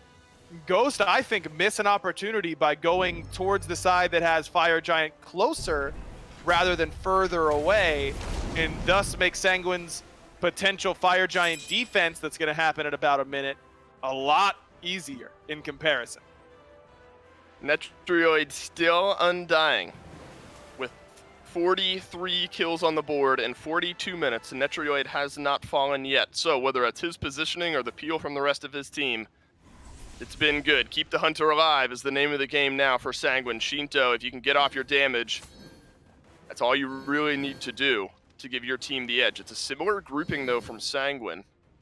Fury is about 20 seconds behind what the Fire Giant will be. So one team grouping on one side, the other grouping on the other. Sanguine just trying for a similar bait. And while it might seem minor, this is given the ability for Ghost Gaming to drop just a ward or two around that Fire Giant pit and push up some of the waves in the middle and the right. They haven't done a great job of pushing out those waves, though. I mean, they're crashing right near the Phoenix line, which is where Ghost wants them. Because this means that either Sanguine's going to have to let their Titan take some damage, or that they'll know exactly where Sanguine is whenever it's time to fight around this FG. Ghost Gaming know where they are. Look at PBM, he's got the double stun. He's got Yarkor as well, but Yarkor is going to dash away. It's the Excavate to do a little bit of damage, returning in onto Ghost Gaming. PBM's ultimate down, Rongyu's is as well. Ragnarok has been massive as far as setup goes. Excavate maybe not so much so. Blink used by PBM, the only active that is on cooldown at the moment, so that's definitely important here. Ghost Gaming will come up empty-handed on the initial engage. You get Yarkor's beads the very least, and maybe Sam is going to look to focus him out, because that's really the main factor that's making these fights more difficult for Ghost, is how well Yarkor is able to create free space for Sanguine. Fire Giant pulled for Ghost Gaming. Few members here. Sam alone with Panatom in mid. Could be a 1v1 that changes the way this game goes. Sam is alone in the backline here. Panatom will crash in and has to use the beads, but will die anyway. Deleted is Panatom. Ghost Gaming now start to lurk their way in. Rongyu does not take much from PBM, but it's a 4 versus 5. Ghost Gaming are going to pull their way back right to the enhanced Fire Giant, and I'm not sure Sanguine have the legs to fight into something like this. It's only the Fear No Evil that's down. And look, that's a big cooldown, but Sam's got 40% CDR at this point. He's got Jotuns, hi-rez, and a power pot. That equals 40.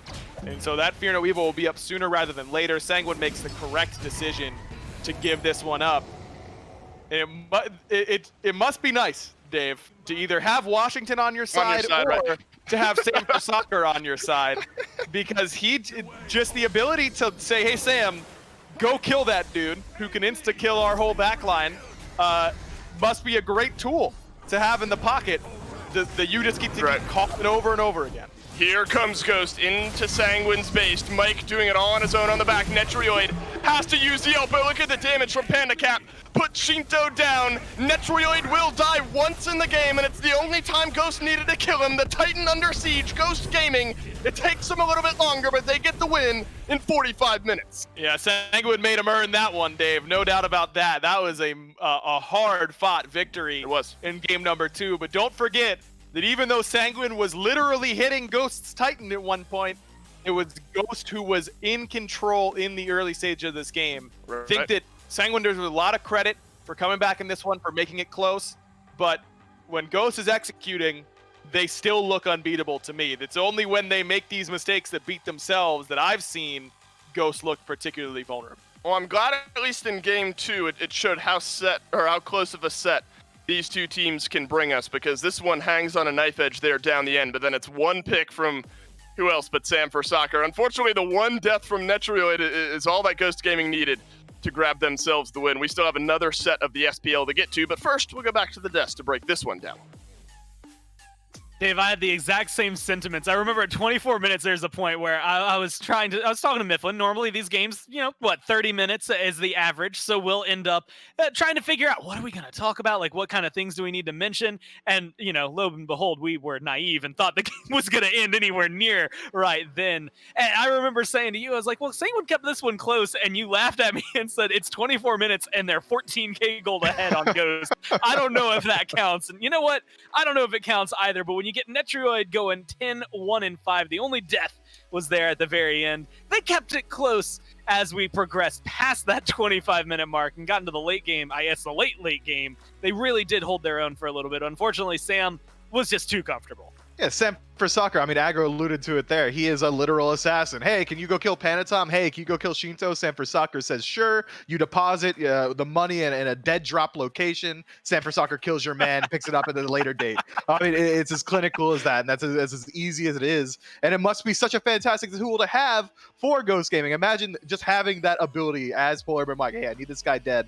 Sam for soccer will absolutely do it for you. As far as Sanguine goes, I think they played really well. Netshuoid has a fantastic game. The only one that I think struggled holistically on the side of Sanguine was Wrong You. Interesting that we get to see him be the first one dead in the clip as well. Yeah, I really do think it's just kind of a fusion of the fact that it was just difficult. I mean, early game being a Hercules, you want to be aggressive, but so does the Fenrir, and then late game you want to be, I guess as tanky as possible, but this Fenrir just had a different plan for you. But I think that could be said, all of Ghost Gaming had a different plan for Wrong You.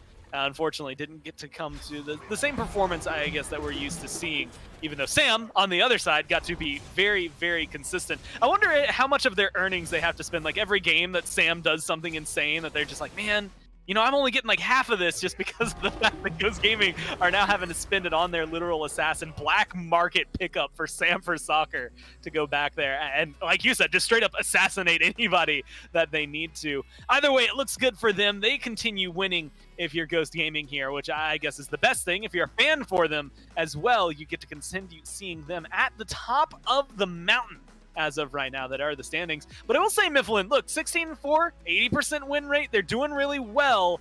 The downside is being first seed doesn't necessarily bode well when it starts coming to the end of the phase. You don't necessarily want to be on top going into Worlds. Yeah, you want to be what, 7th seed? Is that where we saw SK win out of last time around? That might be the best place, the seat of victory, if you would. But we got plenty more SPL coming our way today. Radiant's up against Space Station coming up next, man. I'm pumped for this one. Talk about the top. We got SSG coming at it again. As their chance to try and keep up with Ghost Gaming at this point, right? I mean, the head-to-head, it doesn't really matter. You can stay tied for first the entire time. The head-to-head will go to Ghost.